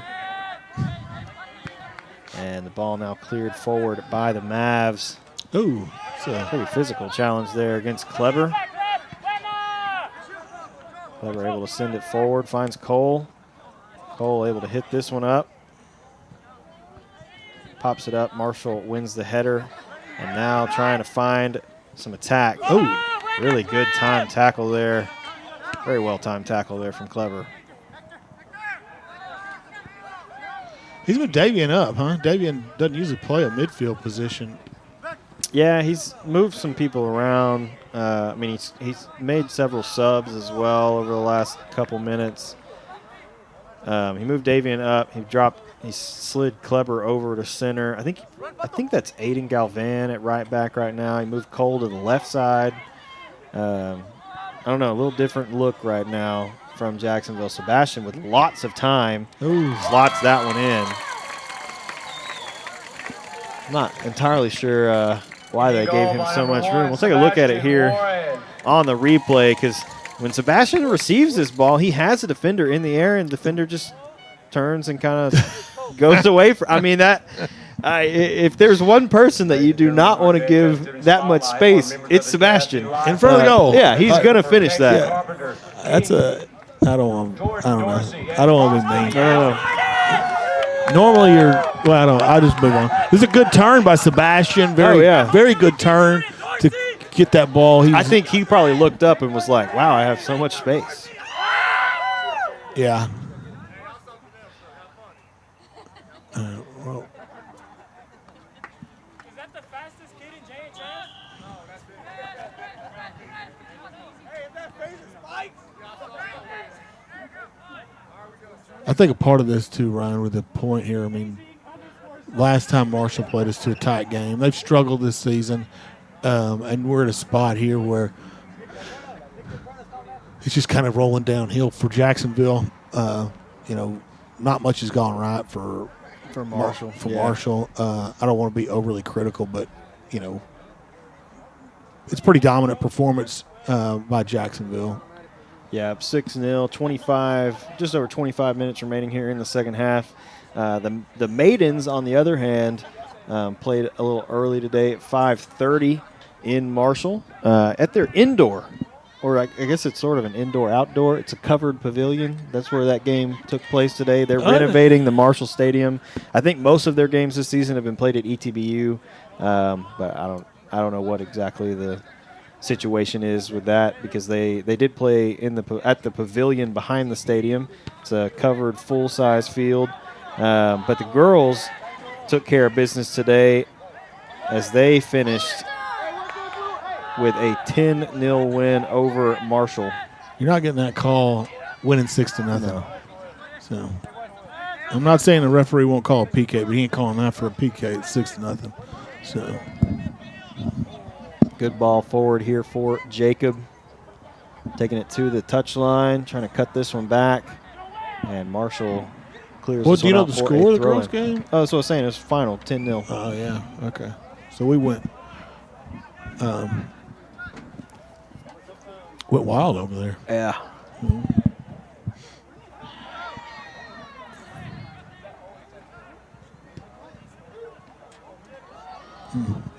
Hard shot. There's a little power behind that ball. Maybe we can get a couple more goals here pretty quick. We can. Yeah, there is a mercy wrap rule. this one up early. I know that, Jacksonville scored 10 in 60 minutes.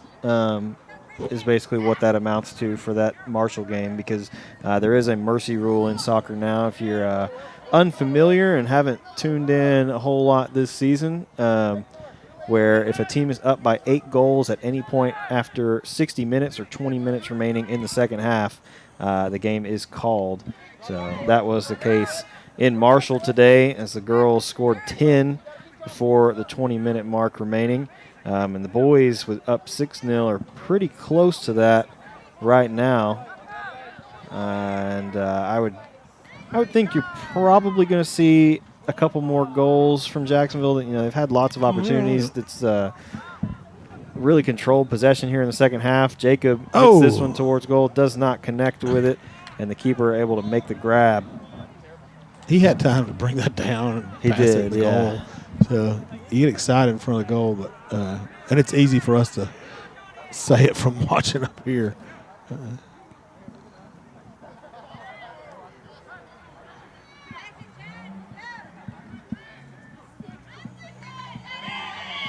You'll call that one. KC taken down just outside the 18. Let's give Jacksonville a chance to practice one of these direct kicks from just outside the box. These are good opportunities to work on stuff, because plays like this in the playoffs, they're the difference makers. If you can execute from this space.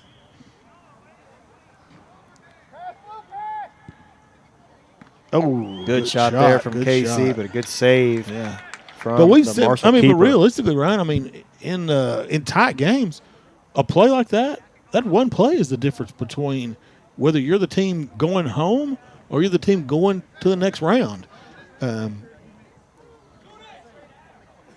These games can get so tight. Ryan's looking at me like, yeah, Paul, everybody knows that.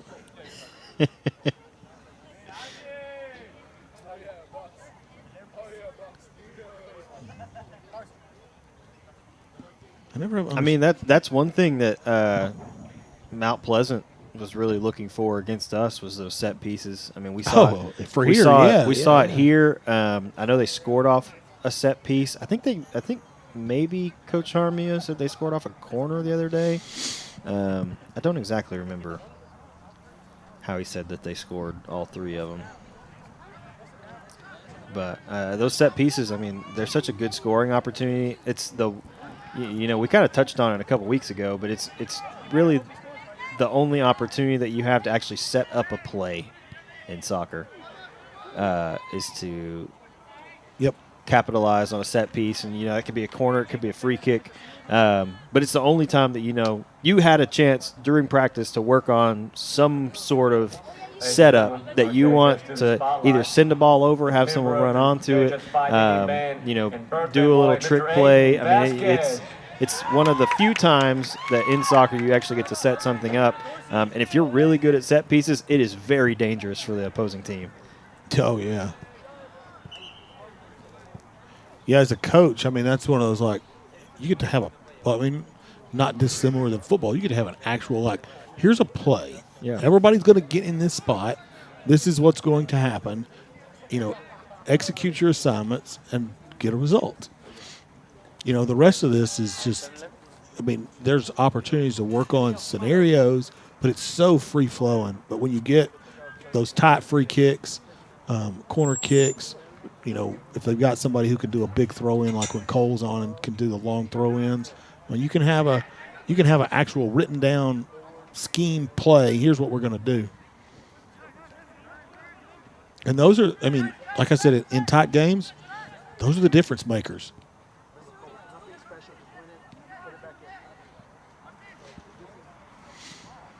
like Coach Harmillo may make another sub here. Yeah, you said something about Davian moving up. He did play there's a midfield most of the year last year. Great goal there from Jacob. I haven't been to near as many boys games as you, and all the boys games I've been to, he's been playing in the back. He's been on the back line. I don't know that I've seen him come off the back line in the games I've been to.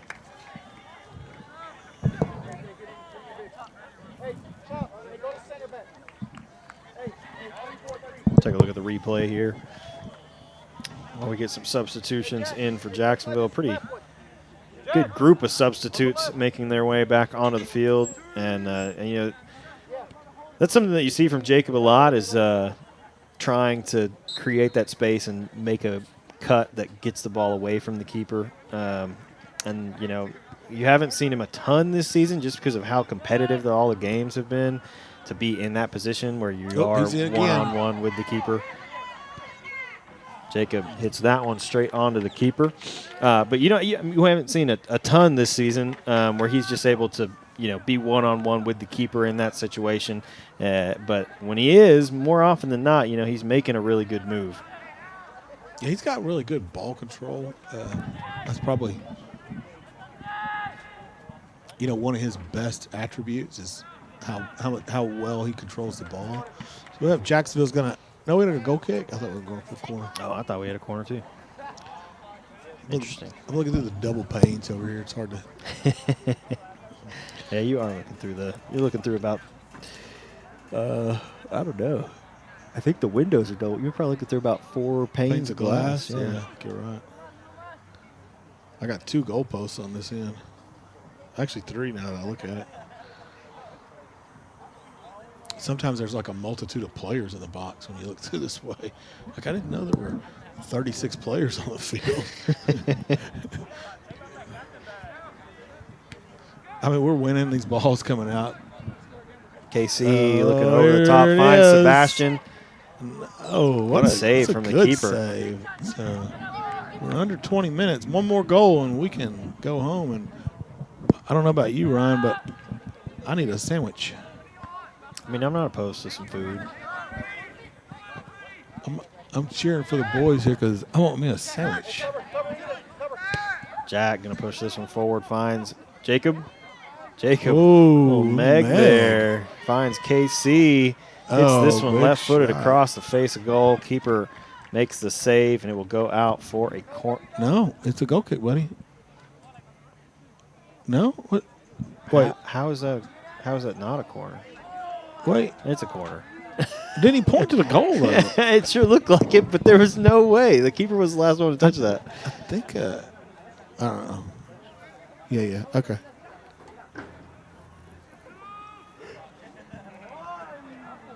Good ball played in. Ilario brings it down. Can't get through about 4 or 5 defenders there. And give Marshall props. They're still trying hard. I mean, this is a game that's out of control, and they're giving a full effort. Cole with some good defense there and able to knock the Marshall attacker off defense off the ball. Look at this play. Ethan trying to put this one in. Another good save from the Marshall keeper. Cross comes in. Marshall deflects it away, and the keeper comes up with it. Yeah, Ethan got down there. He just didn't have anywhere to go. You know, he got down there at such a tight angle, and the keeper, you know, closed that corner down.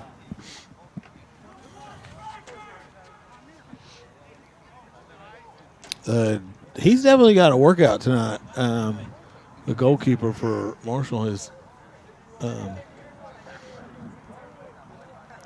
he's gotten a fitness work. He's basically gotten a cardio workout tonight, defending all these shots from Jacksonville. I don't know what the number is, but it's a lot. It's been a lot, yeah. It's been a lot. You ever look at the stats at the end of the game, and instead of a number, it's just a lot. That's what we got. See Cole's long throw in. Man, he can sling the ball. What'd he do? Almost 30 yards in the air on that throw. Yeah.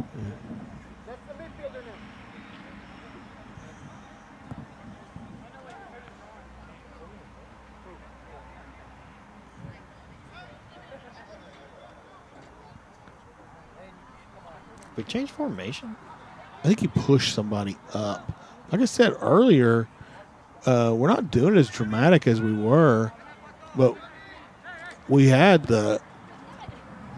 when we were attacking in the first half, I would look up and we would have all our players, up involved in the attack. And that's one of the things we talk about is, soccer's a team sport with 11 people. Everybody's involved. You want your full team engaged in the attack. That doesn't necessarily mean that every player is in the box. Hilario finds the final goal here for Jacksonville. Tweet.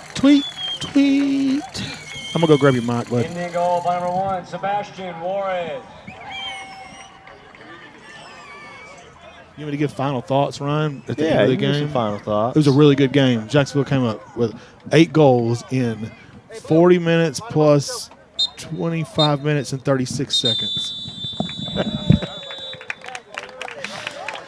And you have the final here from the historic Tomato Bowl. Jacksonville takes down Marshall 8-0. Big win tonight for the Indians. Big win tonight here for Jacksonville as they head into the playoffs.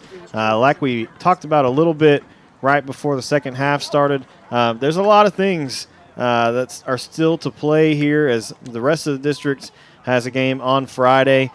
So we'll see how things shake up, whether Jacksonville goes into Division II of 5A and as the 1 seed and plays Greenville, or the 2 seed and plays Lucas Lovejoy.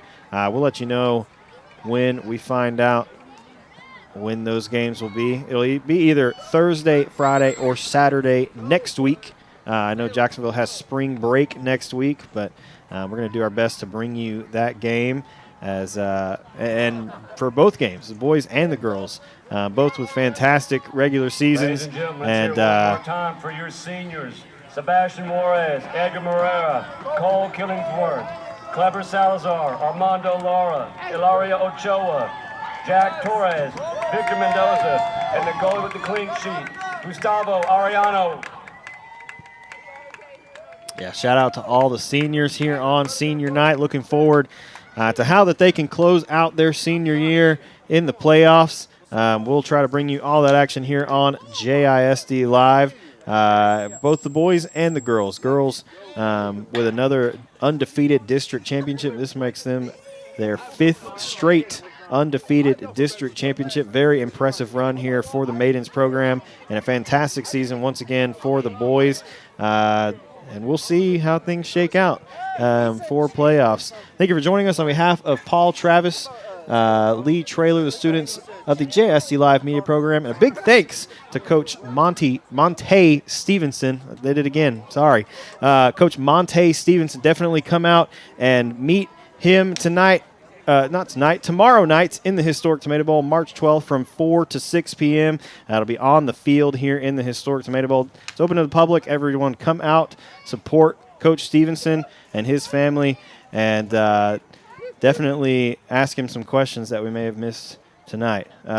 Big thanks to Monte Stevenson for doing an interview with us tonight, hanging out here in the booth. We really enjoyed it, and looking forward to see how the Fightin Indian football program does next season. But for now, signing off, Ryan Travis alongside you tonight. We'll be joining you once again for all the playoff action for both the Maidens and the Indians.